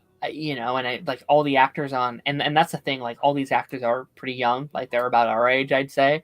So they're very, very much like online, which has been very interesting to see. Like they're like all these actors have like podcasts, and they're all on TikTok. They're all just answering people's questions, and it's like interesting.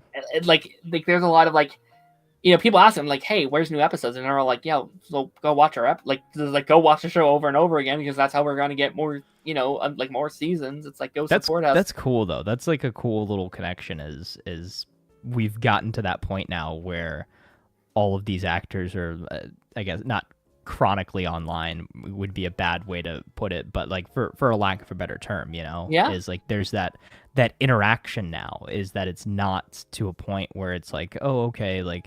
You know, maybe a studio exec will see something or a social media manager will see something, but like it's weird because now on like the world of TikTok, anyone can see anything.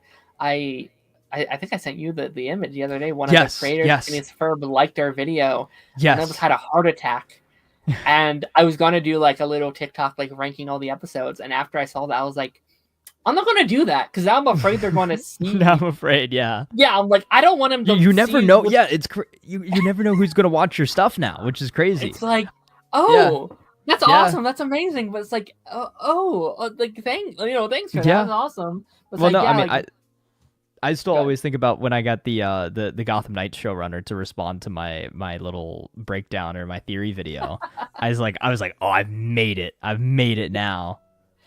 I still like I have a couple of those stories of like people going on my tweets. I mean, the whole Stephen Amell one still breaks my mind where he like my arrow and like it wasn't even like it was like basically as soon as I posted like he was one of the first people to do it. I was like, holy fuck, this is John with Chip, and I've had a couple of those over the years.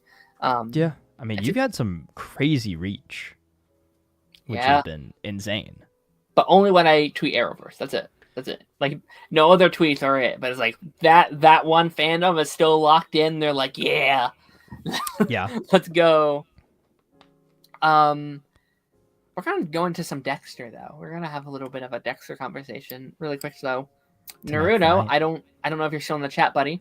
I recently started rewatching Blind Spot and discovered one of the main actors, Ashley Johnson, is the voice of Ellie in The Last of Us. Hell yeah, I love me some Ashley Johnson. She's one of my favorite voice actors. Obviously, grew up on whole like Ben 10 stuff and stuff like that. So like when I started Last of Us, it was kind of a weird like that's Gwen. And then when I did Spider-Man, that's my gosh, you're right. I didn't even know that. You didn't know that? No, what? Yeah, oh wow, that is a okay, mind-blowing revelation. Yeah. Okay. And then awesome. I did not when I did the Spider-Man PS4, that was weird because that's Ben. Yeah. Oh yeah. Well, I heard his voice a lot actually. Yuri Lowenthal was in some of The Last of Us as just like background characters. Sure. But, those two are you hear those recognizable, voices and things like that. Agreed. Let's talk about some Dexter. Dexter season 4. I said once again I was going to do season 3. Season 3. Sorry. Yeah. I said this week I was going to do 2 seasons, and I once again did not do 2 seasons. That's okay. Although if I didn't do adults, I could have. If I just committed, I could have had it done in no time. Hey, you can't. I told you before. You can't rush season 4. Season 4 is an experience. Like you've got to. Sit with it and let that one really marinate and enjoy the journey. Yeah. Yeah, I have a couple days until I go on vacation, and then I go on vacation for a whole week without any work. And of course, we're doing stuff on vacation. But my goal is I kind of want to get done with the show before we talk next. Oh, the main show over these next couple of weeks. Wow, that's a heavy task. But then you'll be in a good spot. You've just got 2 10-episode seasons with New Blood and Original Sin, and then you're golden. Well, here's where I'm at currently. We have it's technically an 8-hour drive, but it's going to be longer than that. It's probably going to be closer to 9 or maybe 10. So let's just say 10-hour drive there, and then a 10-hour drive back. That's almost 2 seasons there. If I can commit and watch it the whole time. Right. And then there's 20 the episodes. whole week. Oh, then there's a whole week of just when I don't have downtime, I can just be like, okay, let's put an episode on.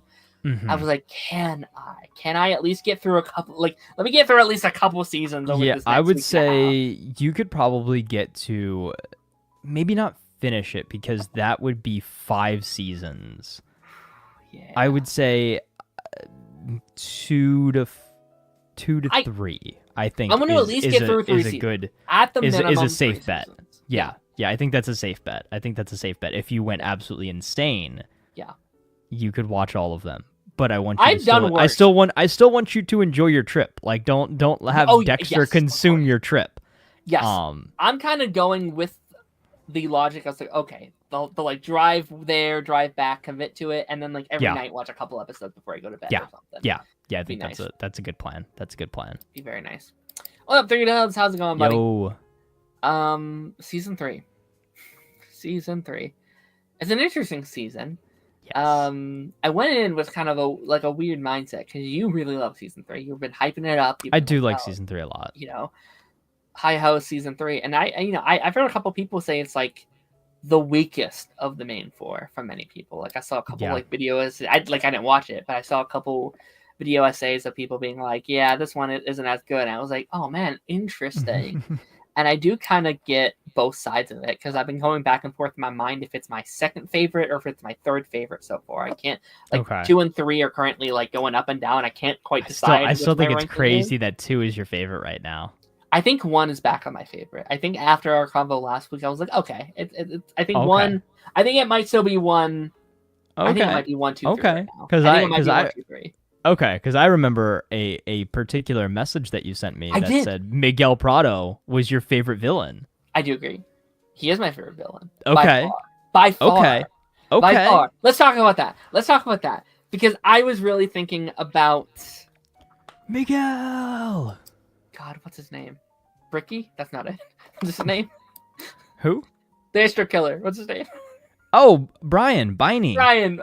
That's it. I was thinking about him this week, and I was like... Or you could refer to him as Rudy, but... Rudy, sure. I was thinking about him this week, and I was like, I really like him. I don't know if I love him. I don't know if I love him. And I think... Did you see the rumor, though, recently? That he's coming back? That he's coming back for Resurrection. Crazy. Yes. Crazy. I think maybe I just wanted a bit more time with him, if I'm going to be honest. Like, I think I wanted more of the actual brotherly connection with it. Because I think him as the Ice Killer, as just like mystery figure is so good. I love like Dexter's like obsession with it. Like that is so good. I think that's the highlight of it. And once he's revealed, like that's a great twist, and I love that he has that tie that tie with the system. Like I think all that's fantastic. I want a bit more. I wanted like a bit more meat on those bones to turn him from a good villain to a great one, in my opinion. I will say he is gone, but he is always present in the in spirits in the show. Let's put it that way. I do like the parallels in this season of like I'm your brother. It's like I killed my brother. I was about to say nice. that is that's the best, cool. Dude. That is the best line. Dexter, I accept you like a brother. I killed my brother. I killed yours too. Oh, that was good. Dude, yeah, that was you're right. Cold. That was cold. That was pretty awesome. That was pretty awesome. One of my favorite Dexecutions. Oh, I like the play on word there. That's fun. But yeah, this season, and I'll pull up the cast here in a minute. We can kind of go through like we have been for the previous seasons. it was a bit slow start. It was very very slow start. Yep. There's some characters' journeys that I like, but I think maybe aren't always my favorite, if that makes sense. Or like, I think I like all the evolutions of characters this season, but sometimes there's like bits of them that I'm like, I don't like all of that. I wish maybe some stuff there, but I'm like, you know, and stuff like that. But I think, well, this might be my overall least favorite of the show so far. Okay. As a complete package, I think the final like 5 or 6 are my favorite bits of the show so far, if that makes sense. Just like those last several has been the most invested I've been in the show, at least. Good. I've been like, okay, this is crazy. Okay, real stuff going down now. Miguel, him and Dexter's dynamic is so much fun, and I was waiting the whole season to like for the foot to drop, because it's kind of clear that's where it's heading. I was searching up something. Harry's telling him the whole season. Yeah. Don't do this. Don't do this. Like, he's not your friend. You can't let anybody in. It's like, okay, I know where this is going, but I'm loving it so much. I don't want to, like, I want to believe that you can have a friend, Dexter. I want to believe that you could. And I do love even the ending is like, you're still wondering if maybe you can, right? And I think Miguel still wants to try. I don't know that, because that could go either way. That could be him lying to get him out of this situation. Right. But there's a part of me that legitimately wants to believe, like, maybe he's telling the truth. Maybe he does actually want to do this. Like, maybe he was too far. He was too far gone. He was too far gone at that point. And again, I think that this really brings up the idea that, again, Dexter's biggest mistake is that he doesn't kill people quick enough sometimes. I think so many, and you'll see this too, so many problems could be avoided if he just killed the villain when they started showing villainous tendencies. You know, instead of being like, oh, well, I can work with this, or, oh, I still have some more to learn from this person. And I think that that's a really interesting angle too, right? Is he finds somebody who he connects with, who seems to accept who he is and what he does. Who he is, yeah. But they are not they're not as controlled as he is. Like, very much so with Lila in a lot of ways in season 2. Very much so with Brian in season 1, and now we've got Miguel in season 3, where he sees these little pieces of himself in all of these people. However, without Harry's code, there are no checks and balances. And he then sees a version of himself that he does not want to become, and has to then take care of that problem, so to speak. Yeah. No, it's good. It's good. Like, someone who is such a control freak, and this is something I even sometimes go into sometimes, or I feel sometimes, where it's like, I like these people in my life. I like them, but sometimes I don't like all of them, if that makes sense. Or it's like, I don't like certain things about them, and like my brain wants to be like, if they could just do this, or they could just do this, like my brain could work with these people better. It's like, no, they, you know, not in like a negative way, but sometimes it's like, oh man, like this is a lie. It's like, I love this person, but like, what about that one thing that I don't like about that, and I guess too, it shows to a level of like, all right, how much are you willing to accept about a person, or how much are you willing to overlook in a lot of ways, right? Like, again, Dexter was very much so willing to kind of overlook a lot of these things because he had a friend. Like, he had something that he had never had before. Not only a friend that he could talk to in like the kind of day-to-day life sort of thing, is have this kind of family cover, is like, you know, him and Rita kind of had another couple that they were friends with. Like, that wasn't really you know, a thing before, is they were, you know, a lot less secluded in that regard. And then now Dexter had this kind of murder buddy that kind of saw what was going on, but Miguel then used it to his advantage. Like, hey, Dexter, can we go take this person out that's causing me problems? Can we go take this person out that's causing me problems? Like, you know, when they broke the one dude out of prison, and, or, you know, that was very risky. Very, very risky. And that scene is used all the time in like Dexter memes of like out of context, like what is Dexter even about? And it's like it's very funny. It's very funny. Right. And then, you know, really obviously the breaking point was all the stuff with Miguel and Ellen Wolf and all of that. And once Dexter kind of got the upper hand, is like, dude, I can expose you right here, right now for all of this. And yeah. And my favorite scene of that season, and like this was a clip that I kept seeing over and over and over again before I got to this season, was the rooftop scene where he gets up there. He shows him the shirt with the stain. You think this is funny? I told him that stain would come out. I love that. And I like literally, so my mom and I will quote that all the time. And it's like, you know, I just did my laundry and she's like, did that stain come out? And I was like, yeah, they told me that stain would come out. I am the last person you want to mess with. Yeah, no, like he is to me Jimmy the Smith highlight. Is so good. Jimmy Smith is so good. Like he started out and it was like, it's this new character they're trying to push on us. So I was like, all right, whatever. And then very instantly, I think it was like by episode 3, I was like, all right, this guy's really cool. Like this guy's pretty awesome. And you do so badly want him to have a friend. You so badly want Dexter to just have a little pal. And it's so close to working. It's so close to working. It almost does work. And, you know, there was a story about, like, how far are you willing to push your morals? Like, how far, like, what is his boundaries? Like, Dexter is someone that is such a fascinating character because he has, his boundaries doesn't exist among the law, but it is a very solid boundary. It's like, right. I mean, he is a very neat monster, as he likes to call himself. He has a code. He does not break that code. And again, we've seen examples of people who operate without a code, or people who think that they operate with a code, but then do not, aka Joe Goldberg, you know, is like people who think that they're Dexter, but they most certainly are not. The more I go down, like the comparisons to Joe and Dexter. Because like, Joe just doesn't give a shit. Like, Joe is a character that just, like,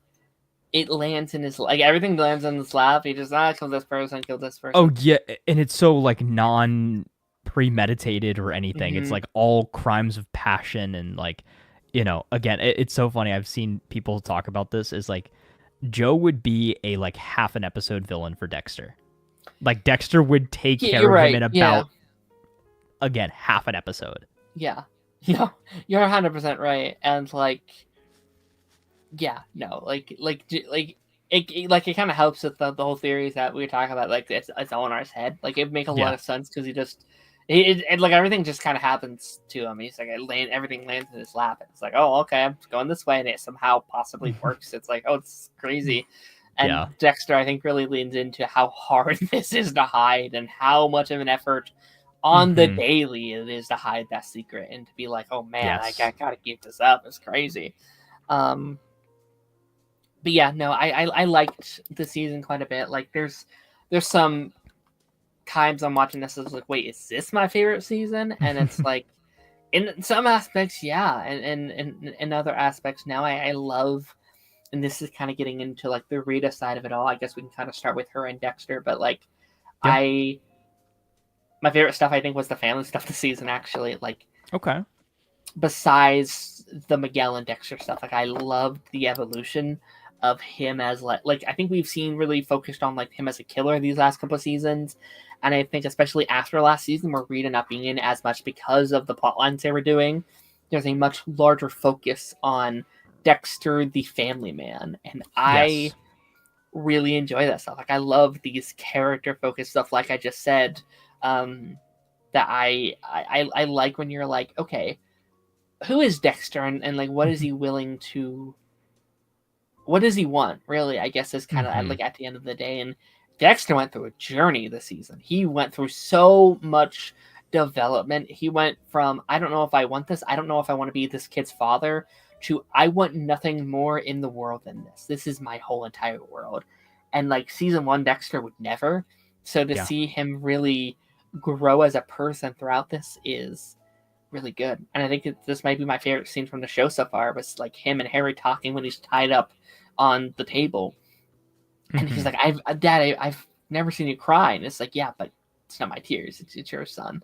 And it's like, oh, I've never cried. I've never cried before. Like, this is never an emotion I have felt before. And it's like, yeah, but you never had a son either. And it's like, oh man, like this is, you hear about kids changing you and, how you act, but like it's changing Dexter already. I'm really excited to see.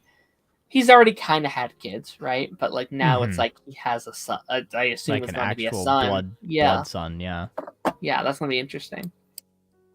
Yeah. And this is the start of a wonderful journey, and there's not much I can say on that part. But I've seen the posters that made me excited. Yes. Where it's like him with a bloody knife and a baby on his shoulders. That's fun. I like that. Yeah. No, it's, again, this really does mark kind of like a paradigm shift for the show, because not only does he have to, hide who he is from everybody else, but he's also got to balance everything with the kid and everything. And I know that you told me one of your favorite parts was when he ended up having to take the milk from one of his victims, like just like really doing funny, like silly things like that. I think that's gets leaned into a little bit more heavily.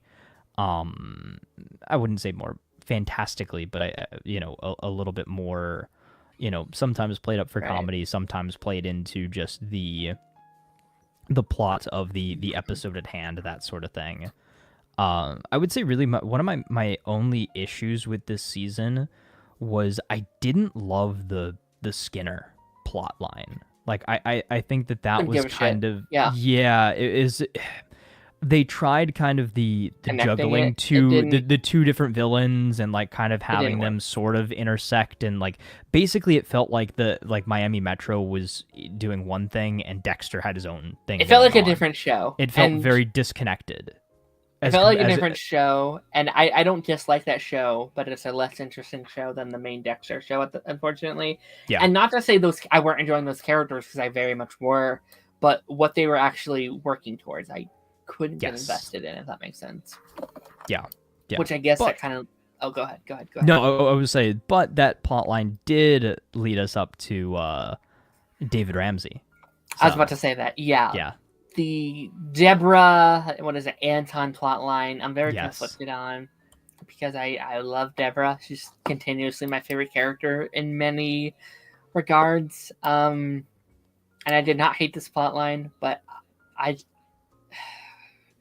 she's like the Caitlin Snow of the show that we dealt with early on in Arrow or Flash. And a lot of those early shows around this era would do this, where like, and I would go as far to say I sometimes don't know if the show knows how to write women that well, if I'm gonna be honest, because a lot of them are put in these very over dramatized, like stereotypical roles with a lot of their arcs and stuff like that, with Rita and Deborah, and also Maria, right? I think they've all kind of had their share moments of like, oh man, I wish they had a bit stronger stuff to do, except from like, I will say it really does stabilize, I feel like, later on in the seasons. I think you just got to give it time. Like this is still early stages. You have to let these characters develop. No one is near their final form at all. And I don't want anyone watching this and being like, man, he's just, this is how TV was. And I'm not doubting that whatsoever. But I also think it's healthy to shout those things out when you see it, to improve upon it in the modern day. To be like, yes, it's not an issue while I'm watching it, but also it is something to at least notice. And it's like, oh man, I wish this was better. I don't know how I feel about Anton as a character. I like him because he's David Ramsey. I don't know if I like him as a character necessarily. Yeah. He kind of just I don't think you're supposed to like love the guy, but like, he's cool. That's like, again, fair. It's cool that Diggle's in the show. Like it's cool that it's all David it is Ramsey. 100%. It's like, this is the third one at this point, and like the things she was saying to him, she was also saying to the season 2 guy and the season 1 guy, and it's like, Deborah, come on. And it's like, I really enjoy her journey of wanting the badge. Like, it kind of came out of nowhere this season, but like once it got going, I was really into it, and like, the various dynamics that she's put in, and she's pulled every which way, and she's trying to balance, her heart and also her moral compass. And when your moral compass gets shattered and the person that you looked up to, you tried to be like, it finds out is kind of a shit person, I really like that stuff of like, wait, what am I fighting for? Like if I no longer can look up to my dad for this various stuff, why do I want a badge to be like him again? Like why is this? And I love that undertone too, is finding out Harry is not the Harry that we see Dexter hallucinate is not who Harry really was. We get a feel we get a feel for who Harry really was in a lot of the flashbacks. You get a feel for who Harry really was again as you continue to learn more about his backstory. You really get a feel for what kind of character Harry was. Wait for Original Sin, because you really is Harry in that? So this is all like this is not a spoiler, Original Sin is younger everybody. Yes, I knew that, but I guess I kind of figured it was like after he died and his adventures after that as he's getting started. No, so this is like basically Original Sin is right when Dexter starts at Miami Metro, and you actually get some elements of certain things that you've already seen in flashbacks in Original Sin as well. So I guess I just wasn't aware of the whole timeline. I guess I just figured he joined that after he died, and there's some of that in there, and you get a lot more context. Well, that gives me a lot more excitement because like when the first show started, and I was like, this is kind of the spinoff I want, is like Harry teaching him and Harry doing all this stuff, and I was like, I want to watch I kind of watch a Harry show, or like him teaching. And that was all the marketing for Original Sin. I remember is like Harry's code and like all this stuff. So that makes me so much more excited then. Yeah, it's I hope really... it's the same actor. It's not aged. It's whatever. I can't say anything. Can't say. Okay. Joseph Quinn. Hey, Joey Quinn. It threw me off every time they said his name because I kept thinking of like the Human Torch and Stranger Things guy. Who's named like Joseph Quinn, and like I kept thinking, oh, this is a reference, and it's like, no, it's not. He's like a baby. He's young still. He's not a reference to him. He's not famous yet. I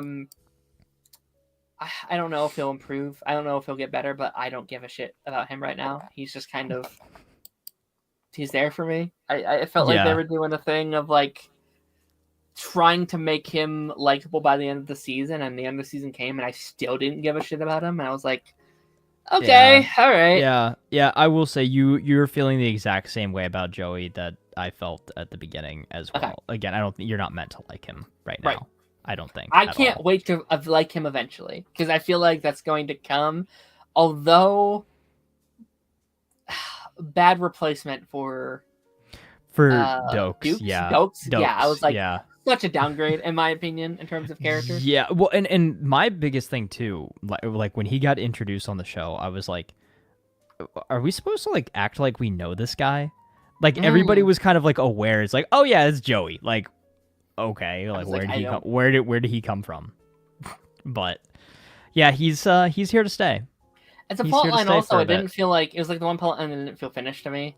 That they kind of just dropped the whole the investigation. I was you're right. That was one that was this season was the first time that they like introduced a lot of things and didn't necessarily finish everything and kind of like dropped stories, dropped plots. Yeah.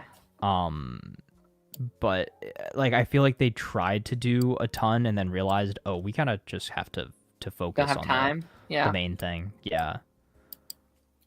Do you have any Lance, I'm sorry. Yeah, Lance, I'm sorry. Party Nation usually happens when I'm at work, and that's the biggest thing. Yeah. Some days I whenever I have the availability, I will try to make it, but unfortunately, it just falls right on a day when I'm always working at that time. Sadly. Yes, but once Dexter comes back for the new series, we'll have to have you on, Lance. We'll make something work then. For sure. The premiere maybe would be fun. But I need money. Yeah. How do you think how do you think I have this microphone? I have to work for it. Come on. I've been saying, Lance, if you pay me if you can match my regular wage, I was about to say, down. I was gonna say, Lance, if you can match my salary, man. Like, all right, cool, you got yourself a deal. Hell yeah. Angel this season as well. I'm trying to think back. La Pasión. My favorite season of him, I think, so far. I think, like he works so well in that like leadership role. In my opinion, yes. And to the point, by the end of the season, I kind of forgot that he wasn't always in that role, that he wasn't always the one giving the orders. Sergeant Batista.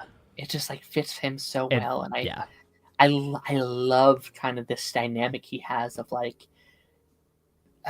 giving into someone who can easily give into his weaknesses, but also has such a moral compass and that dilemma. He's so lonely that he gives in, and once he's called out on it, he immediately understands how messed up it is, and all these various things, and him regaining his moral compass again and finding passion again with the new love interest.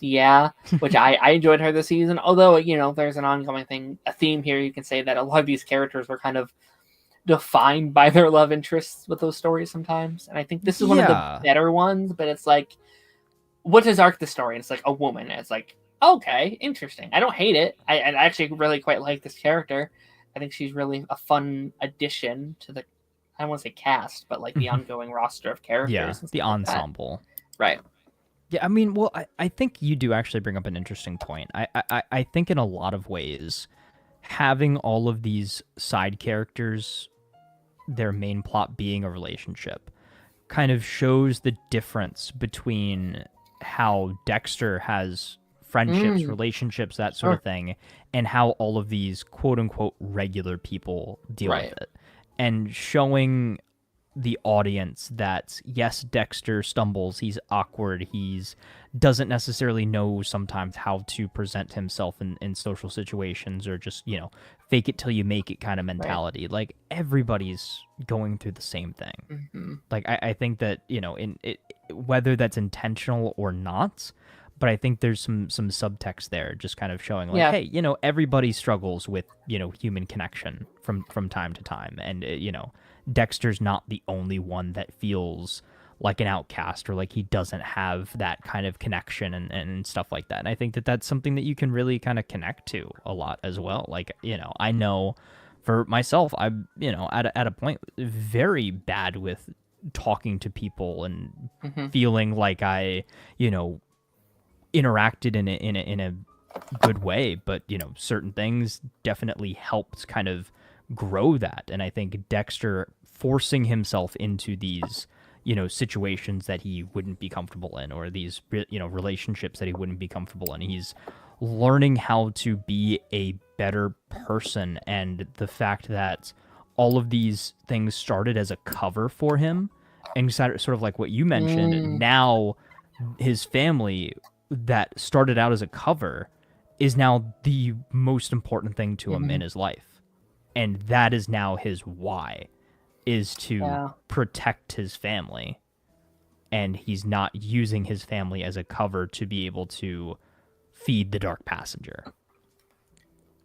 Agreed. Yeah, no, it feels like his life is balancing out, and I do really enjoy, last season, his Dark Passenger was kind of a allegory for addiction, right? I thought it was interesting. And this season it switches more to a allegory of cheating. It's this is another side of your life that you can never let them into, and it's she's always kind of wondering where you are running off to, where you're going. They're about to be married and they're still not living together, right? He still goes home to his own house every night. And that's a thing where I'm man, move in. That's, if you're engaged, I'm kind of I better, move in. And sometimes I know some people wait. I can't let Lundy find my slides.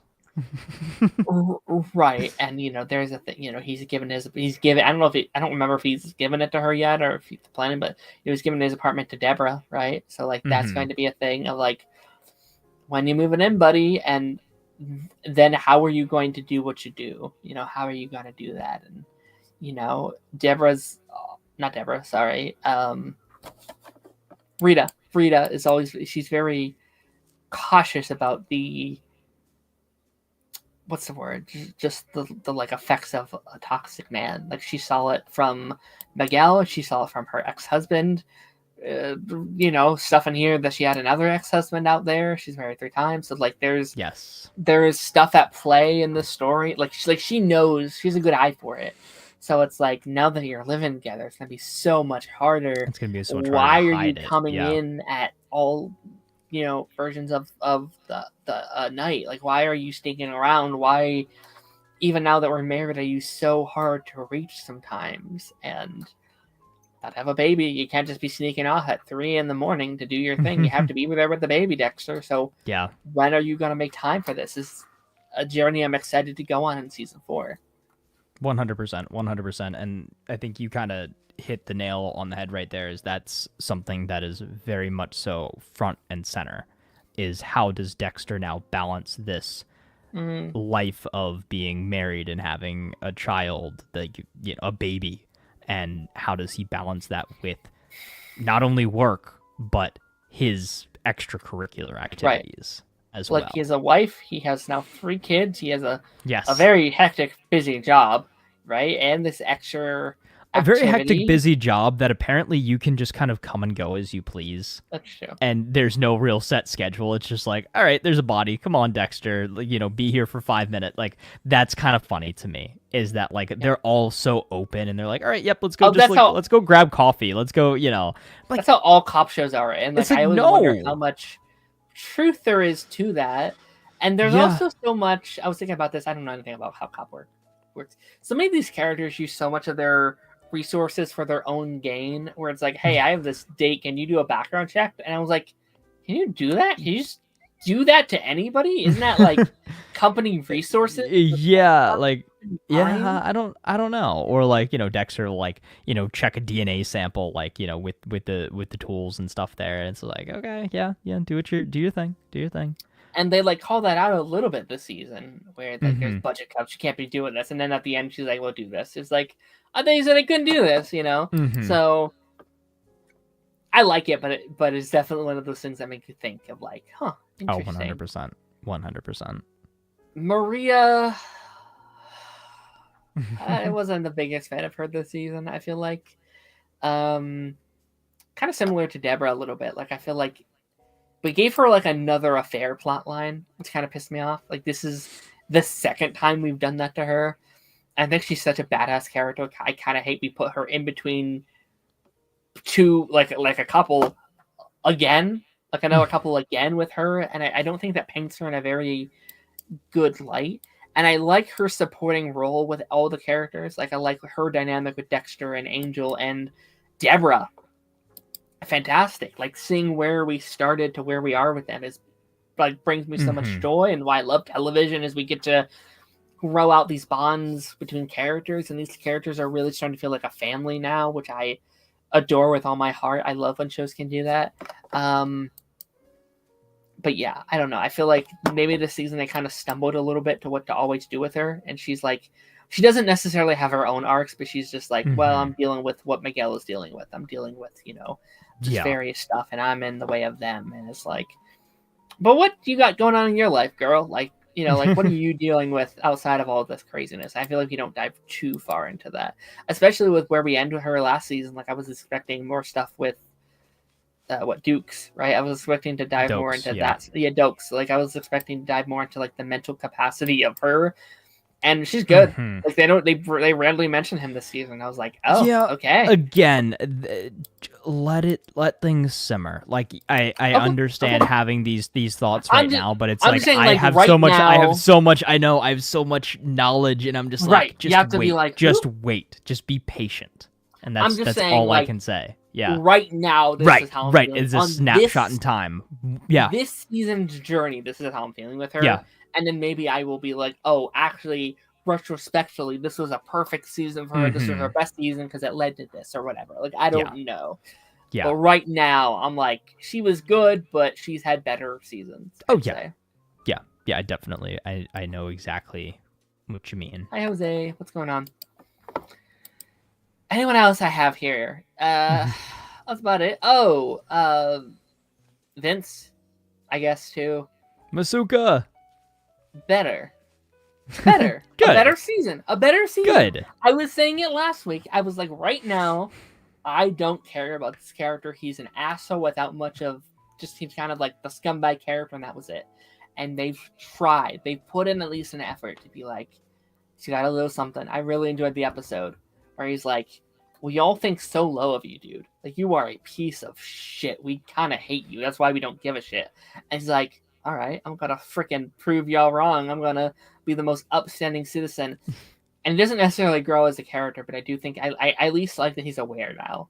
And it seems like I was gonna say, okay, so that was the season where he like puts on the suit and everything. Yes. Yeah. But I did love like the Masuka comeback where he just like is giving the, you know, the presentation or whatever, and then he like brings in his like references and stuff like that, and he's like, yep, screw you guys. It feels like there's at least a balance now. Like, it feels like he's not, like, at least he's aware that he's an asshole and he's trying to improve in some regards. It's like, this is who I am, but also I'm aware I suck, so let me meet you in the middle. And like, I liked the stuff, and I actually really enjoyed him in the back half too, when he like meets up with that girl and he's just like, can you do a background check to see, you know, who she is? And like, I like that he has a moment of like, okay, she's kind of fucked up too, so maybe we're compatible. He's at least aware that he's an asshole, but maybe they could be assholes together, if that makes sense, which I thought was funny. Jose, we spent the first like hour and a half or so talking about the season. So on playback, or if you just want to scroll back, that's around to where we kind of were talking about it. Any closing thoughts? On this. I was just trying to think. Looking through the cast list, I thought it was a really good season still. Like, I know I said it was my least favorite, but like, not by much. Like, I think all three. It's got some pretty stiff competition too. Right, like they're all pretty kind of like, I don't think there's like a downgrade in quality. I just think if there has to be a last place, this will be it. I would not be shocked if I haven't seen anything yet, but if I found out this is still in my top 3 by the end, I'd be like, okay, yeah, that makes sense. Yeah. It's a great season. But yeah, so I guess final question for you, right? So at the beginning of the season, it was a big kind of moral dilemma when Dexter killed Miguel's brother, because he thought that he broke the code. He thought he killed an innocent man. Then we kind of learn, okay, maybe he wasn't so innocent, and Dexter can kind of, you know, sleep soundly at night knowing, all right, yeah, I did kill that guy in self-defense. He kind of probably sort of deserved it in the end, but I almost screwed up. Like, what do you think about that, and, you know, what that could mean for Dexter moving forward? Yeah, I mean, I'd say he definitely still broke his code technically, but I think in a situation like that, you can't really be too held accountable because it was an accident. He didn't mean to kill that guy. It just kind of happened. And I'm not trying to condone murder, but I'm also not trying to say like he should, you know, break down his walls just because he accidentally killed this one person. It was obviously self-defense. Right. So it's not. I don't think he should be, too held accountable for that. But it is very interesting to see, like, how he operates on an unsanctioned murder. It's like, I thought that was an interesting place to start the season, and just of like, oh shit, how do I clean? Like, a character who is so meticulous. Yes, who plans literally every step of it. How does someone deal with that now that it just kind of got thrown into his lap, and the course, like, correct or like the like domino effect that had on the season's insane. Yeah, like he literally caused the whole season with a botched stalking. A little oopsie, you know? Yeah. He kind of caused his own villain this season. And yeah, because of Dexter, the whole family's kind of destroyed, right? Like, yeah, he kind of messed up the Prados. 2 are dead. Like, he took them out. Yeah, I forgot about Miguel's other brother. Yeah, you're right. Yeah, he kind of cleaned house. Yeah, it's pretty crazy. But I really like the ending in the final episode where, like, he talks to the brother, and like I really like the idea. There's like, kind of like a killing with kindness situation where it's like I didn't have to kill him. I was just able to take the blade out of his hands. I was able to reason with him with like support and love and make him understand what happened. And he did it with lies, but like at least he didn't have to kill him. And I do think I do really like the conflict in a show like this, where it's like the conflict comes from he can't kill everybody, right? It has to be the exact situation. Yeah, you can't kill everybody who stands in your way, or that gets the slight inkling like, oh, you're not, who you say you are, and that kind of thing. Yeah, I think it makes the show a lot more interesting. It gives you a lot more stakes in the game, where it's like, oh, you don't have all this power to just take out. Because if he did, he would be very dangerous, right? He would have he could take half the city out in one night. Oh yeah, probably be okay, right? Yeah, if Dexter killed everybody that caused him an issue, like there'd be nobody left. Yeah, like just like one a night, just like really. He could do it. He could definitely do it. But with that being said, I do think that's going to be the wrap up for today's episode. This was a really good episode. It felt good to have a bit more of a structure again, have kind of a main thing to talk about. It's obviously been a couple weeks, and the rest of the summer is going to be very interesting to see, all 104 days of it. Yeah, I'm trying to think, like, what's on the roster. We have Ironheart coming up, which should be fun. We're going to go through the rest of Dexter, obviously, when we come back. And Resurrection in July. Yes. More of that Dexter-verse, if you will, which I'm excited to go through. Again, Ironheart, I do want to cover the bear in some fashion, way, or form. And I know that Dead is City, when? End of June. It's like June 24th or something. Oh, okay. That's what, this week, next week? It is, 24th but is honestly, next week, yeah. It is, but I can probably wait a couple weeks if that is something you want to watch. Like I can probably put it back. Or so my homework is Phineas and Ferb and the bear then. Mm-hmm. But if you want, what you can also do is what I've been doing. Actually, that could be fun. I'm down if you want to just do it season by season over the next couple of episodes, and we can just make our way to 4. Okay. I'm down waiting a couple of weeks. Okay. You can do like season 1, season 2, season 3. And you said those are shorter seasons, shorter episode lengths. I think they're like 10 episodes, like 30-minute episodes. Oh, okay. Maybe. Okay, so that's not bad at all. So it's basically like a 5-episode season at that point. Yeah, they're pretty short, I'm pretty sure. But yeah, that could be fun. Maybe I'll have to go watch some like reaction videos or something just to get my brain refreshed. Yeah. I'll probably do a special episode at some point for Dead City. I'll bring someone on for like that segment of it. We'll talk about that new Walking Dead season that's about to drop. Wednesday comes out at some point during the summer as well. So we have a fun little summer ahead of binge shows. Does it drop on a Wednesday? It should. If it I don't know if it is, but it should. What was I gonna say? Next week, there will be no episode after the credits. Actually, let me go through the stream schedule. You've been canceled. I've been canceled. Yep. The show's over, guys. Actually, yeah, we got bought out by. We have not been renewed for another season, unfortunately. No. Mm-hmm. Actually, we have, but we've been recast with a new set of people. No, it's actually we're going to be replaced with a reality TV show. Mm-hmm. Yeah, it's going to air on the CW every Tuesday, and it stars Jake Gyllenhaal and Billie Eilish. So have fun with that. So stream schedule for the next couple weeks, just to be clear. So after the credits, there will be no. Today's episode is fine. We just did it. We're good. Wednesday will be the pipeline this week. Wednesday morning, we will be doing a pipeline episode. We will be talking about the new How to Train Your Dragon movie. So this week can be an interesting conversation. So that will be Wednesday instead of Thursday. Then there will be no after the credits that following Monday. So next week, no episode. We'll just cover everything we want to cover. When we come back, I think it is Ironheart though. I think it's going to be Ironheart, where I am at with Dexter, and the final Phineas and Ferb, I guess, if you will. Okay. Yes. So I got a lot to watch, and hopefully by that point too, I will have finished The Last of Us Part 2, so I can give you my full thoughts. We will come back swinging with a fun episode. And then the 26th, we will have a pipeline coming out that day, but it will be a pre-recorded episode I did with our buddy Ronan. We talked about Thor the Dark World and Captain America the Winter Soldier, and we're going to title it like the best and worst Marvel movie or something like that. AI. It probably is AI. I bet we could come up with an AI. Yeah, we're replaced by Fortnite AI scan. Oh no, actually, next week instead of a stream, it will be AI Bigfoot and Yeti will be doing a live vlog from their wilderness camp.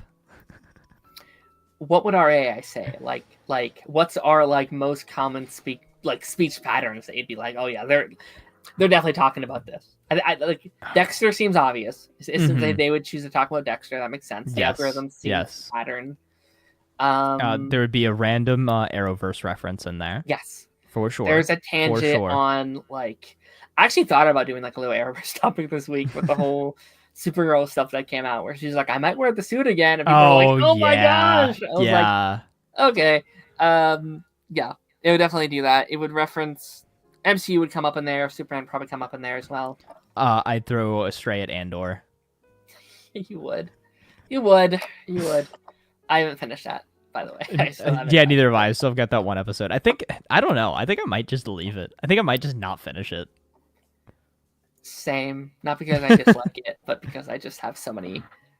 I very much believe in like there's only so much in the world. You only have so much time. You only have so much time. Yeah. And it's like it's not that it's a bad show. I quite enjoyed the first season, but it's like there's other things I would just slightly prefer to be watching, I guess. Yeah. But yeah, guys, that being said, again, no episode next week. We'll be back the following week. Enjoy the pipeline on Thursday and the following Thursday. And I will see you guys on the